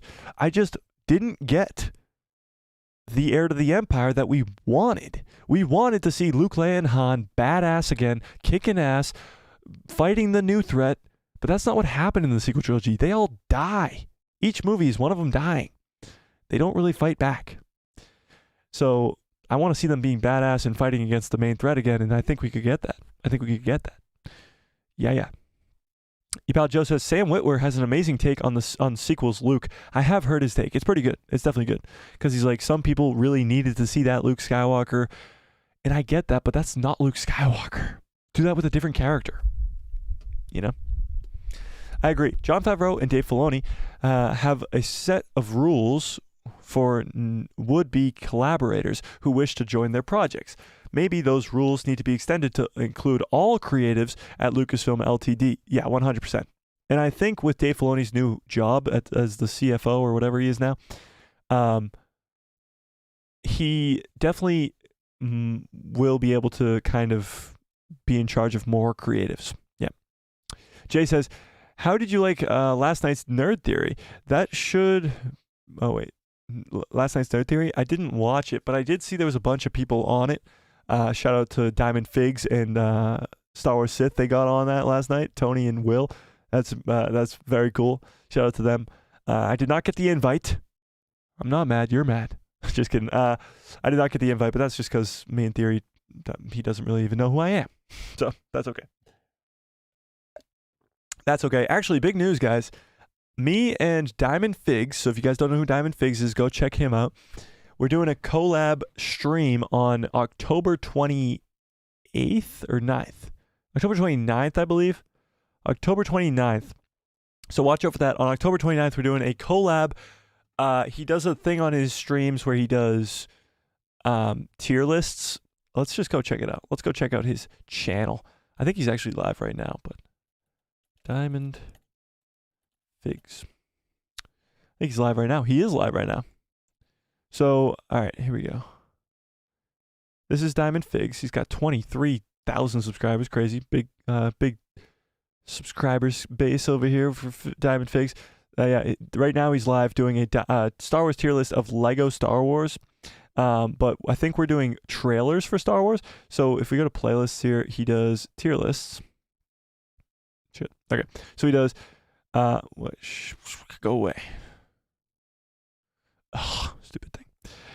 He's going to do every lightsaber tier list. He did every Jedi tier list. He did ranking Siths, tier lists. So yeah, he's done a bunch of ranking things, but me and him are collabing and we're doing a ranking of, I believe, trailers is what he told me, but I'm not too sure. So yeah. Let's join his chat. Why not? Let's give him a like. Shout out to the boys. What's up? Okay. Let's see. Okay. Moving on. So yeah, that'll be fun. That'll be fun for sure. All right. Where were we? Oh yeah. The next that should be the next animated show. Kylo going to the dark side after Bad Batch season 3. I agree.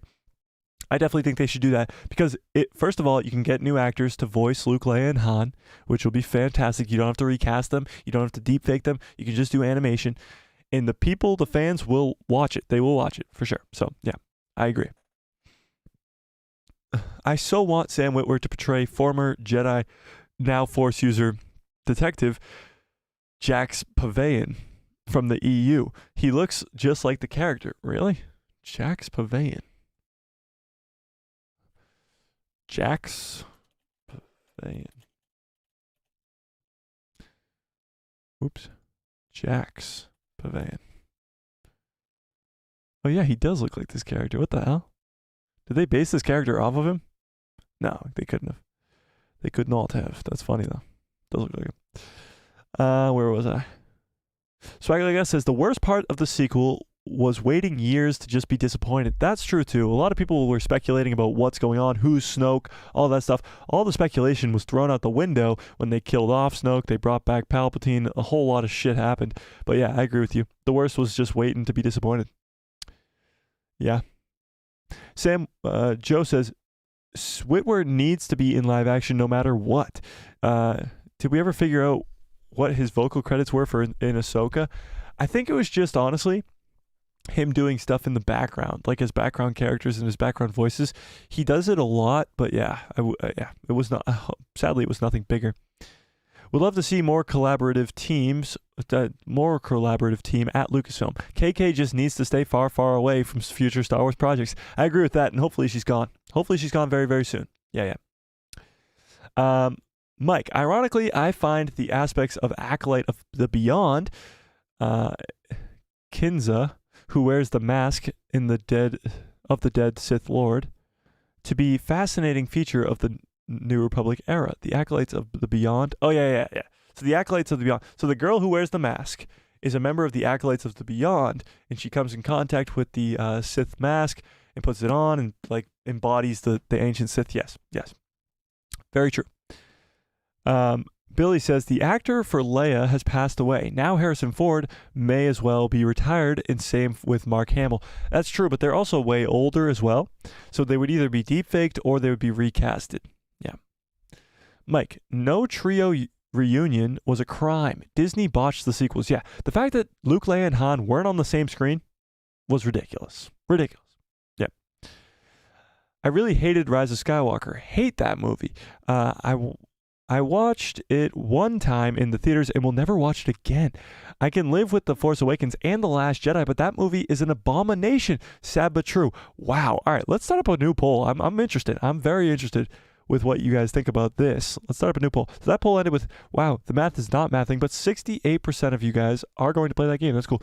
Let's start this new poll. Which is worse? Which is worse, okay? And the two options are The Last Jedi, and Rise of Skywalker. I'm intrigued.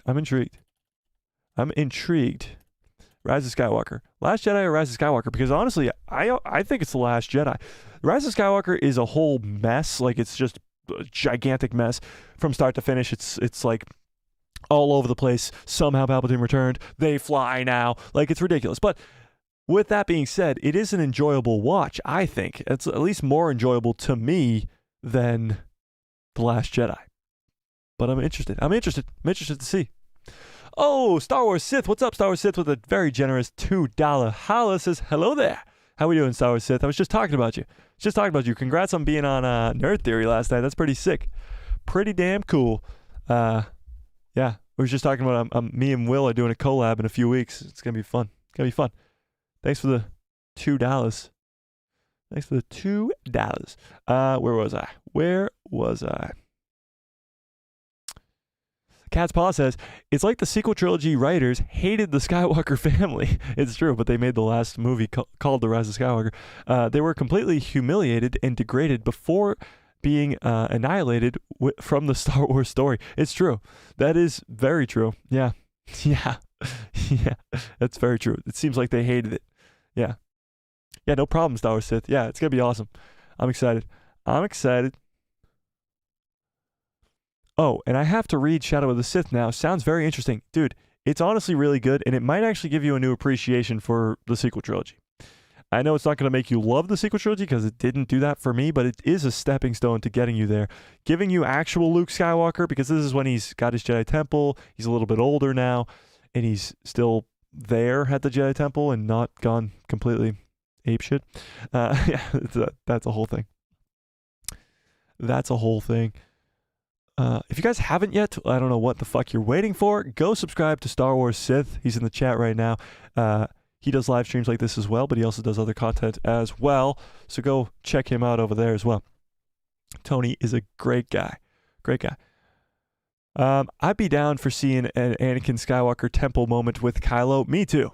Imagine Kylo Ren and the Knights of Ren, finally, because the Knights of Ren were so underutilized in the sequel trilogy, slicing and dicing Luke's Jedi Temple people down, especially if you actually have a connection to those people. Like, if we get a whole 7-season Clone Wars show of Luke's Jedi Temple where you fall in love with the characters that he has at his Jedi Temple, and then they all get slaughtered by Kylo Ren and the Knights of Ren, then you actually feel an emotion about it. Like, Order 66 gets you emotional, you know? Yeah.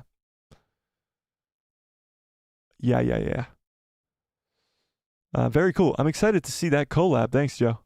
Anthony says, the character is actually based on George Lucas when he was in his 20s. So Sam Witwer is George Lucas' spiritual love child? I guess so. It's because Maul was speaking in the background and saying stuff to the in the Night Sister Fortress in episode 1. That's true, but he was also in episode 2 and 3 and 4, I think. Or maybe even all of them. I don't remember. I stopped checking after it wasn't Starkiller. Force Awakens was pretty cool. I did like Poe Dameron's performance. Honestly, I was thinking about this the other day. The Force Awakens is a great start to that trilogy. It's not a fantastic movie. It's not better than any of the original trilogy movies, but it's a great start to the trilogy. It starts off Rey's character with a lot of mystery. Starts off Kylo Ren being this huge villain, but he's also the child of Leia and Han. Then you have Luke off somewhere where we don't know where he is. Then you have Snoke introduced and all the speculation about that. The only problem is all the speculation, mystery, and cool characters that are set up in that movie get fucking annihilated in the next 2 movies, like destroyed in the next 2 movies. And that's kind of where it falls off for me. But yeah, like all the questions of where's Luke, who's Snoke, who's Rey's parents, like all that stuff is answered in like the worst possible way possible. And then by the 3rd movie, it's like, okay, what do we do now? Let's just bring back Palpatine. Let's just do it. Why not? You know? So it's kind of just them pulling it out of their asses. But The Force Awakens is a good start. I will give you that. I'll give you that. Logan, what's up? Logan says, I thought killing Luke at the end was stupid. Yeah, Rise was chaotic, but I enjoyed it low-key. Yeah, honestly, I'm kind of on the same run. If you don't think about it too much, if like Josh from the Dead and Nerds likes to say, don't think about it too much. If you don't think about it too much, then Rise of Skywalker is not that terrible. I mean, it is. It's got so many plot holes that I could see through it, but like the Death Star blowing up in Return of the Jedi, like literally to dust, and then somehow it's just magically there. It's a whole thing. But yeah, The Last Jedi pisses me off a lot more. And right now, The Last Jedi is at 62%. It's still a close poll. Still a very close poll. Yeah. Joe says, for someone who hasn't started reading Star Wars books at all, where should I start? There's so much to choose from. Can we do a book tier list in the future? We could definitely do that. Where to start is a great question. I mean, you can really jump in anywhere. You could try to go in order, but that just would be a whole thing. I don't know. You could literally jump in anywhere. If you want to start the High Republic, that would honestly be like its own kind of thing on the side. But if you want to jump in, there's Master and Apprentice is an incredible novel. I kind of only read the canon stuff. I've read a lot of Legend stuff. I've read the Heir to the Empire trilogy and stuff like that. But when it comes to, I'm more of a canon guy. Just I like the canon stuff more because it makes me know the canon better.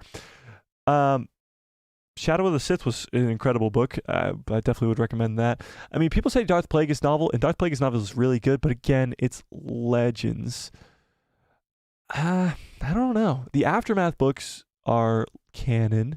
Those follow the original trio after the original trilogy. Even like the novelizations of the movies themselves are pretty good too.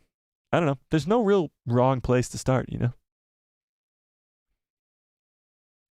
Star Wars Sith says, Dooku Jedi Lost is an amazing read. That's true too. Yes, Dooku Jedi Lost is incredible. About Count Dooku and Asajj Ventress, wild story. That's true too. And shit, what the hell's the name of it? The book where Asajj Ventress dies, it's called, actually, that might be Legends too. No, I'm pretty sure it's canon. What the hell's that book called? Somebody help me out in the chat. You know the book I'm talking about with the Quinlan Voss and Asajj? What the hell's the name of that? ZZM says, there are parts of all those movies that I like. That's true. That's true. I agree with that. I agree with that. Because I like the battle on Crate, honestly. And it's in The Last Jedi. Salty Texas Ranger says, not forcing Rian Johnson to follow the trail that was laid out was very disjointed. Yeah, they pretty much just gave Rian Johnson the reins and said, here, go do your thing. Actually, I've heard that there's one thing that he changed with The Force Awakens. There's one thing that he changed with The Force Awakens because he was brought on before The Force Awakens was done to do the second one. It's right before The Force Awakens was done. Now, the thing that he changed was Luke Skywalker. Now, I don't know if this is 100% fact, so take it with a grain of salt. I don't know if this is 100% a fact, but take it with a grain of salt. The one thing he changed was when Rey shows up to Ahch-To, Luke Skywalker was supposed to be there meditating with rocks flying around him. Like in Rise of Skywalker, the opening scene with Rey saying, be with me, and she's meditating in the air with the rocks flying around her in circles, that was going to be Luke Skywalker at the end of The Force Awakens. Rian Johnson came in and requested one thing because he was going to pretty much make Luke Skywalker Jake Skywalker and nobody and not connected with the Force at all. He requested one thing, that scene was cut, and instead Luke was just standing there.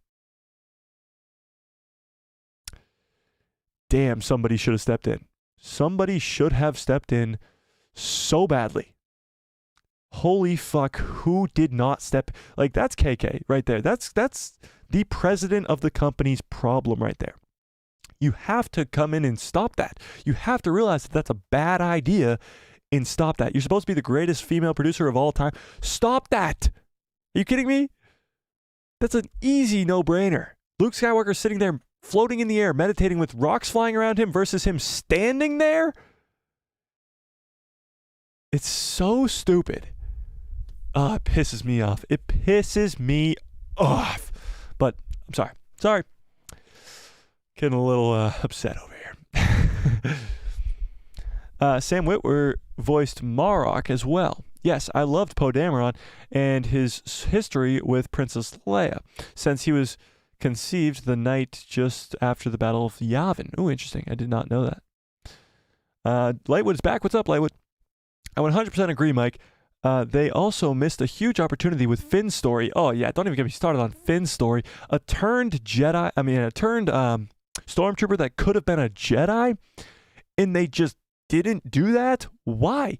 Why? Dark Disciple. Thanks, Star Wars Sith. That was killing me. Dark Disciple is an incredible book as well. Why would they not continue Finn's story to become a Jedi? That's just a no-brainer as well. Yeah. Could not agree more. Finn could have been a Jedi, or at least a love interest for Rey. Agree with that. Lightwood says, all the plot holes and cheesy lines made it very easy to write a Star Wars fanfic, so I don't consider it a bad thing. That's true. You have cheesy lines in Star Wars. Star Wars has never been known for its incredible writing. That's for sure.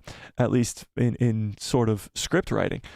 It's always had the cheesy lines. It's always had, this droid's got a bad motivator, like stuff like that, like Ghibli job nonsense. can't even say it. That's how crazy it is. But yeah, agree. Ricky says the Darth Bane trilogy. Yeah, so you could go into more legend stuff like that, like the Darth Bane trilogy, the Old Republic stuff. You could even go back to the Dawn of the Jedi stuff. And that stuff might come into canon eventually, but it'll probably be a little bit different, you know? Have you read all the books? I'd love a book tier review. Well, I have not read all the books. I have read a lot of books. I mean, I'm sure there's a ton of books. I mean, thousands of books, I'm sure, that I have not read, but I have read a decent amount. Yeah.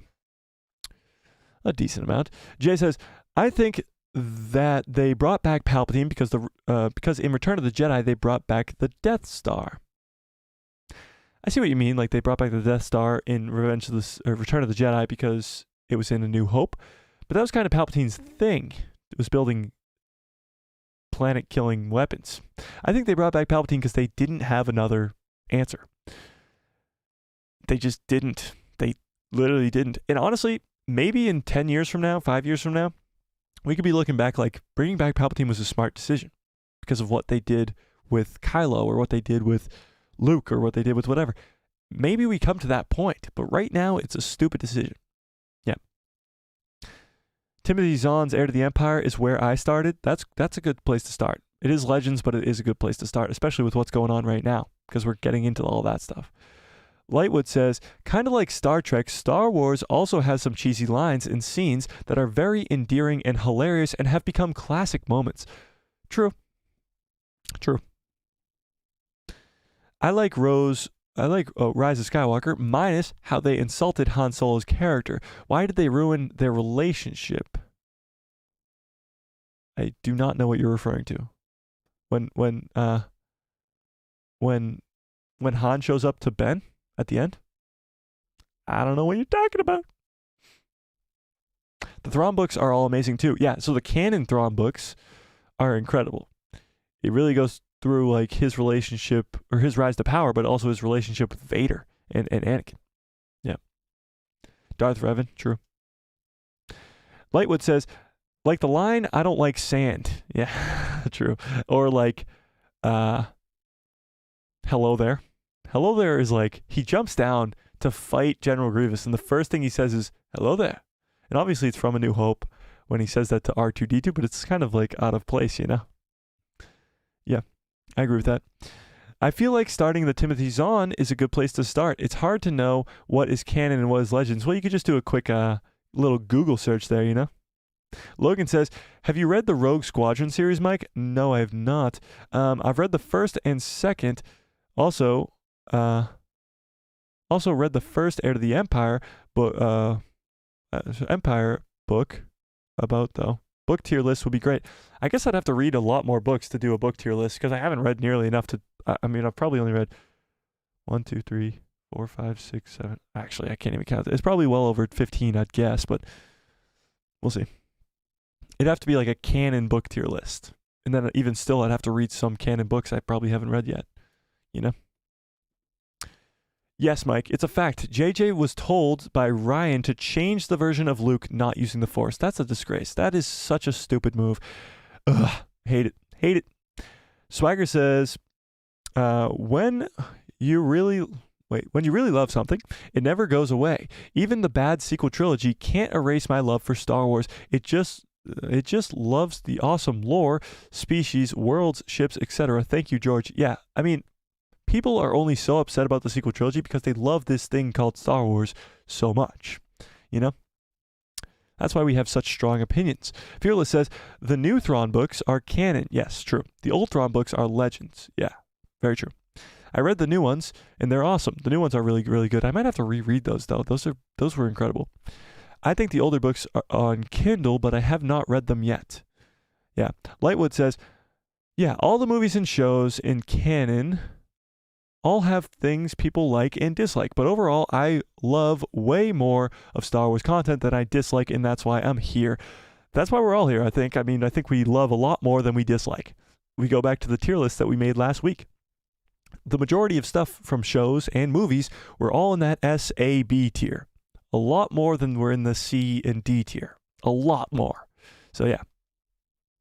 Anthony says, sorry, Abrams had Luke levitating rocks, but Ryan had a different interpretation. Kennedy apparently liked other like others at the company, hated Luke Skywalker's legacy. So, yeah, I know. Pretty much. Fearless says, I read Phasma's book and Bloodline. I gotta read Phasma's book. I've actually heard Phasma's book, like the way that they portray Captain Phasma, is better than anything she does in the sequel trilogy, which honestly isn't that hard, but I'd be interested. Cheesy dialogue makes the originals awesome. That's true. That is true. I think KK hates the Skywalkers and the original trilogy in general. Yeah. Well, I mean, we know that J.J. Abrams hated the prequel trilogy, and he was literally the director of Episode 7 and Episode 9, so yeah. Some of the best lines in movie history are legendary because of their cheesy AF, but hilarious. Like Arnold with "I'll be back," and then he drives the tank through the building. Very true. Billy says, I'm going to go. I got stuff due tomorrow, and it's 3 a.m. here in the morning. Oh my God, Billy, go to bed. I know, we had a later stream today. I apologize about that, but yeah. And 3 a.m. is crazy. Much love, Billy. Thanks for coming by.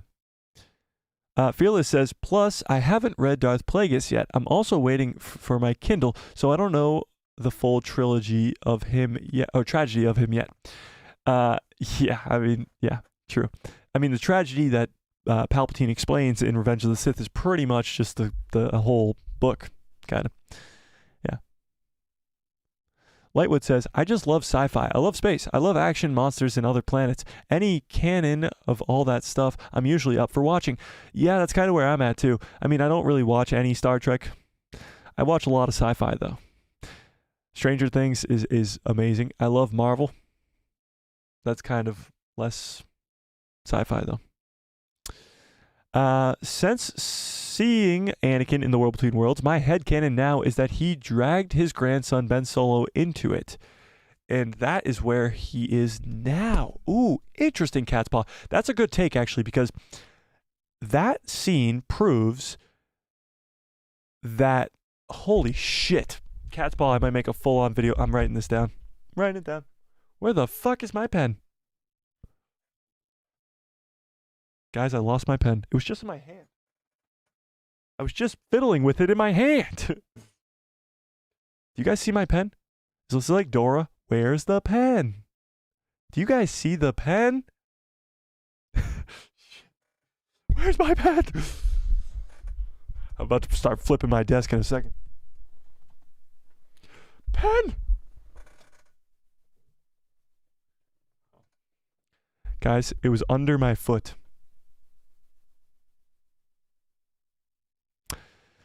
Let me write this down. Anakin. Oh, shit. Hang on. Now my pen doesn't work because it was under my foot. Anakin saved Ben Solo? Question mark? I'll know what I mean. I'll know what I mean. I always say I'll know what I mean, but I don't know what I'll mean. Okay, so what I'm going to make this video about and what Cat's Paw is alluding to here is Ben Solo disappears, okay? When Ahsoka falls off the cliff, we don't know if she disappears or not, but we are to infer that she does disappear because Carson Teva and Hera Syndulla do sweeps over the water looking for her body, and it's not there until she comes back out of the World Between Worlds, and then her body is there, meaning she does disappear for the time being. Keep that in mind. Ben Solo disappears at the end of Rise of Skywalker.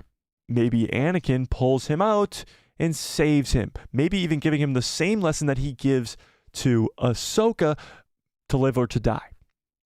Because Anakin, what is being proved in the Ahsoka episode there is that Anakin has learned the ability to save the ones that he loves.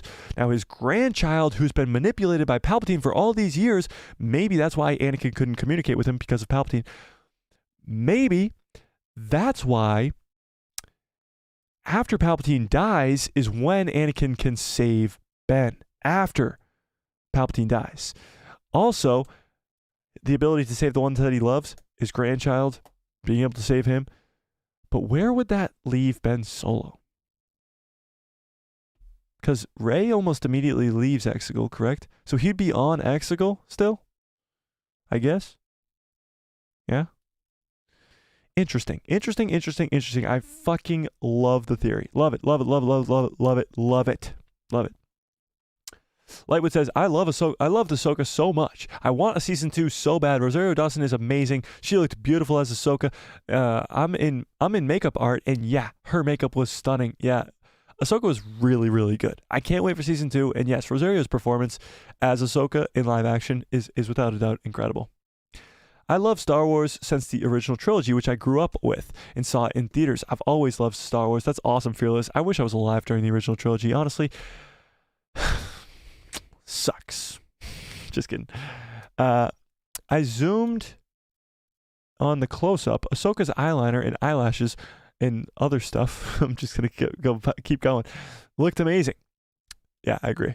I'll be there on Thursday if you're on. Oh, 100% I'll be there Thursday, Billy. Don't worry about that. Every Tuesday, Thursday, and Saturday.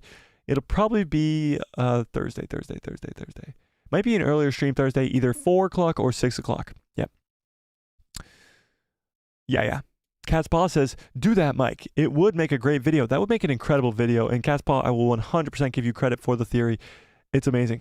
Anakin Skywalker saved Ben Solo. That's incredible. Oh, I'm going to get going on that one soon after I get my video for tomorrow done. Yeah. Logan says, why not Star Trek? It's weird, but I've never watched that. I've never wanted to watch that. Star Wars, MCU, Stranger Things, etc. Yeah, awesome. Loki is awesome, by the way, too. Yeah, it's incredible. Even episode 2 is good, too. I feel the big Star Wars nerds are so the same. Yeah, a lot of us are very similar, in some ways. But why not Star Trek? That's a good question. I don't know. I just never got into it. I mean, I've watched the new Star Treks, the J.J. Abrams ones, actually, and I kind of liked them, but there was nothing really there for me. The lore is just not nearly as cool, I don't think. Throwing this out there, check out William Shakespeare's Star Wars by Ian Doeshear. It's the original trilogy told by Shakespearean Embrick parameters. Brilliant and hilarious. I might have to check that out, Rose. That sounds funny. Swagger Like Us says, even Galaxy's Edge, omitting Mustafar, Tatooine, Coruscant, and Yavin 4 made no sense. That's true. Galaxy's Edge literally had the perfect ability to make billions of dollars just off of being the park. But they made it Batuu, a place where nobody's ever been in Star Wars, a place that's so stupid, when they could have made it Tatooine or Mustafar or Coruscant or anywhere that people know. It was quite a dumb decision. Yeah. I think if and when the Ahsoka series garners the collection of Emmy nominations, season 2 might be possible. Yeah, for sure. Yeah. Ahsoka is the most underrated show. I've been a Star Wars fan since I was a kid in the 80s, and Ahsoka is some of the best content since the originals. I agree with that. I definitely agree with that, but I think a lot of the fandom will agree with you on that. There's some haters out there that'll hate all over the show, but I think the majority of the fandom is in agreement with that. I think a lot of people really love this show. Yeah.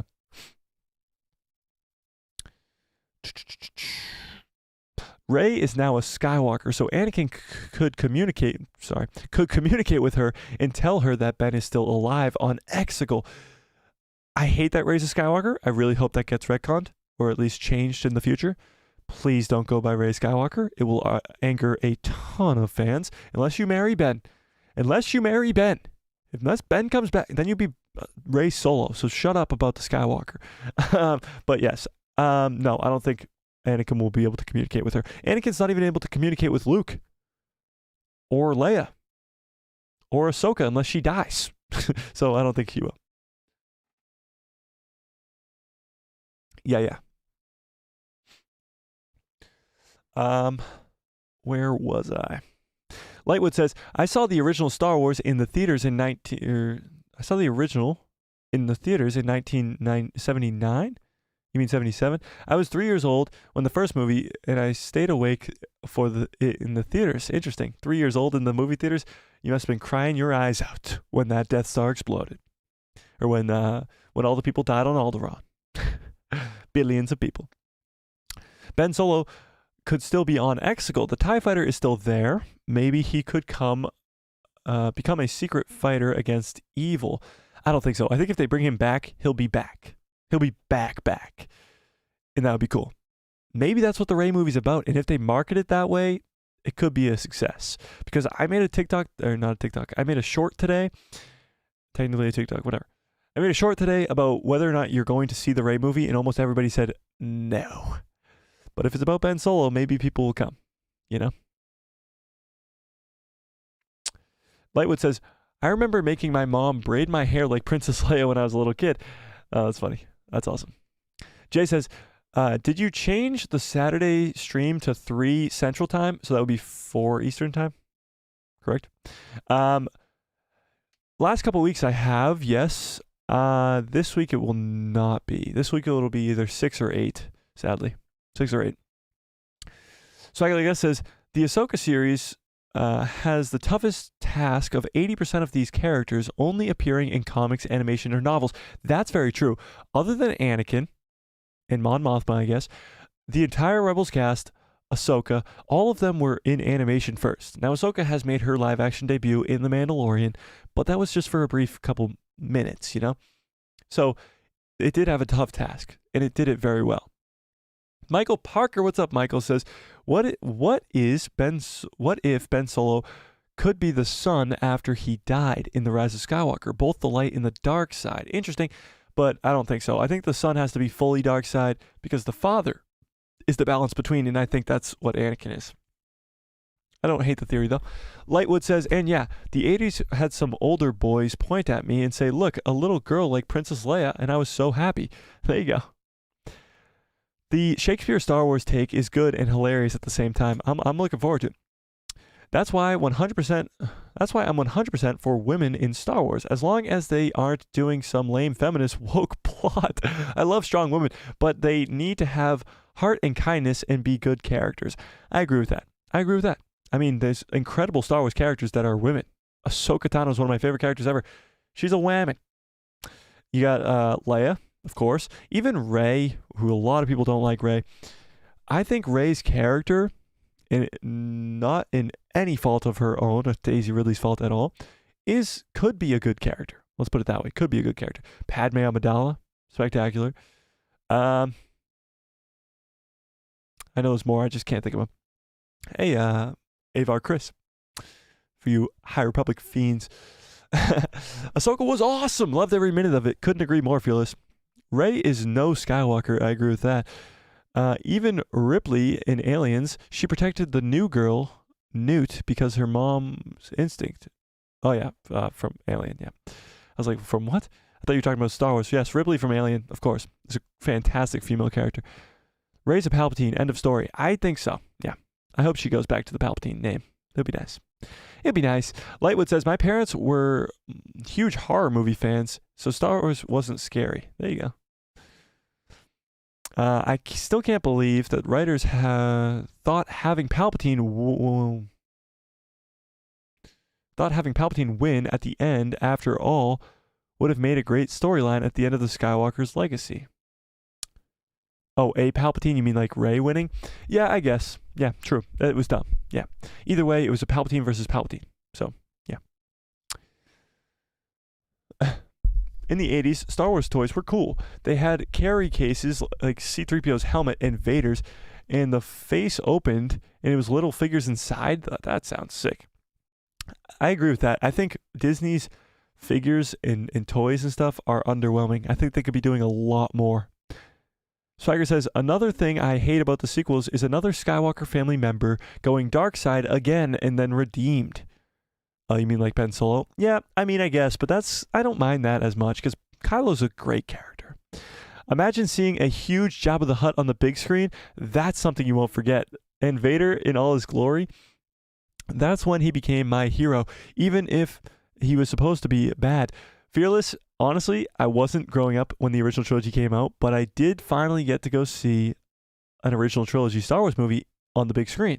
And that was earlier this year in May, I believe. Maybe end of April. I forget what the day was. But in end of April, early May, I got to see Return of the Jedi for its 40th anniversary in the theaters. And it was quite the experience. Yes, I got to see Jabba the Hutt in all his glory on the big screen, and Vader, of course, too. Yeah. The Hutts are very interesting backstories. Crime lords, sort of the Star Wars Mafia. A Hutt movie would be interesting, more interesting than people think. I agree. It would explore the underworld of Star Wars in a big way, and it would be cool. It would be definitely very cool. Did anybody else see Return of the Jedi when it came back out into theaters earlier this year for the 40th anniversary? Did anybody else see that? I thought it was very cool. But yeah, it's funny that these giant green slugs controlled the underworld. Like they're just giant green slugs, just killed them. Swagger says, Cat's Paw says, Swagger redeemed and killed off besides again. Yeah, true. Oh, you guys did go see Return of the Jedi? Oh, that's sick. That's awesome. Yeah, because back when it came out in May and this channel was not nearly as big and a lot of you guys weren't around, we had live streams, of course, but there was a lot less people here and a lot less people talking in chat, but yeah. Lightwood says, Hutts also seem like they have a thing for Twi'lek women. So it will be interesting to know why he keeps so many as slaves. Like, does he love them? He does have a Twi'lek fetish. Yeah, Hutts do have the Twi'lek fetish for sure. I'm on the fence about the Hutt story. Well, I doubt you're going to get it anymore, Cat's Paw, but yeah, I get why you're on the fence for sure. Guys, it's hilarious. I thought this was going to be a shorter stream today, like an hour and a half. We're at 2 hours and 20 minutes. But that's amazing because the only news that we had was the Star Wars Comic-Con stuff over the weekend and the Minecraft game. And that's some nerdy ass shit. If you're not into Star Wars games, if you're not into Star Wars comics or novels, then why would you come watch me talk about that for 2 hours? And you guys sat here through the whole thing, and I love you guys for that. It's quite something. It's still surreal to me. It's still very surreal to me. Anthony says, "Oh, you know, I saw the 40th anniversary Rise of Skywalker. It's the reason I will never watch the sequel trilogy again or any film or series that's directly connected to it." Wow, Anthony. Wow. Yeah. Rose says, do you realize that Leia is the only Star Wars character that I can think of that killed the villain with her bare hands? Well, she uses a chain, but I get what you mean. Is she? I don't know. I'd have to really think about that one. Lightwood says, well, thumbs up for the 2 hours, dude. You're popular. You've gotten 17 likes. Oh, thanks, Lightwood. Thanks. Your nerds unite. It's been a good stream. It has been a great stream, for sure. For sure, an amazing stream. But I am going to have to get on out of here eventually. I'm not so much into the comics, though. Me either, honestly. The only real comic runs I've read is a lot of the Vader stuff and the War of the Bounty Hunters that I showed earlier. But yeah, other than that, I haven't really read most of comics. Like the Dark Horse stuff, I've read a few of them, but not like too much, you know. But it's fun to just sit here and nerd out with you guys, so that's also fun. And the ability to do that is awesome. We're getting close. I mean, we're at 2,750 subscribers, so we're 250 away from that 3,000 mark, which I wanted to get to by the end of the year. So hopefully we can still get to that. And the numbers just keep going up on the channel. It's incredible. I cannot thank you guys enough for watching all the content, for supporting the channel, for becoming members, for just watching in general. If you don't have the loot to become a member, just watching. Literally, like, just watching. But the best way to support the channel is to become a member, so I have to keep reminding you guys about that. We have 7 amazing members. A bunch of you guys are in the chat tonight. It's just $4.99, and you get a lot of cool stuff and a lot of cooler stuff to come as well. So really think about that. It's a very good way to support the channel, and it really helps me out big time to be able to give back to you guys, which is awesome. Which is also very, very cool. So I think I'm going to head on out of here because I got to work on that video that's supposed to come out tomorrow at 12 p.m. Eastern Standard Time, so watch out for that video. Maybe it might come out at 1, I'm not too sure, because we might be messing with some of the times to see what works the best for the algorithm, trying to get more views for the channel, of course, trying to get more views as always, but trying to boost the viewership of the channel to get more nerds like ourselves in these live streams and stuff like that, you know? So I think we're going to get on out of here. You guys are the absolute best. Thank you for hanging out with me for 2.5 hours. It's incredible, and I still don't believe that it's real. So just waiting to wake up from this dream, you know? We'll figure it out as we go along here, but it's quite a very fun stream with you guys. Fearless says, it's always fun on your streams. Love them. Thanks, Fearless. Nerds Unite. Mike, I saw Return of the Jedi Special Edition in 1998. Prior to The Phantom Menace, George Lucas released all films into theaters. Ooh, that would have been cool. That would have been cool. That would have been amazing. All right. I am going to get on out of here. You guys are the absolute best. If you have not yet, smash a like on this video, hit subscribe, and hit that bell so you get notified every time I post a video. And my pretty face will show up in the recommended feed of yours. Star Wars Sid, thanks for the fun stream. I'm gonna watch out for the video tomorrow. And then the live stream, of course, on Thursday, and videos for the rest of time. Of course, as always, may the Force be with you. Always, always, always. Where is that stupid button? Found it. Got it. Got it. Got it. What a great stream. What a great show. You guys are the absolute best. I hope you have a great rest of your evening. Great rest of your lives. Huge shout out to Star Wars Sith for that very generous $2 holla. And good night, everybody.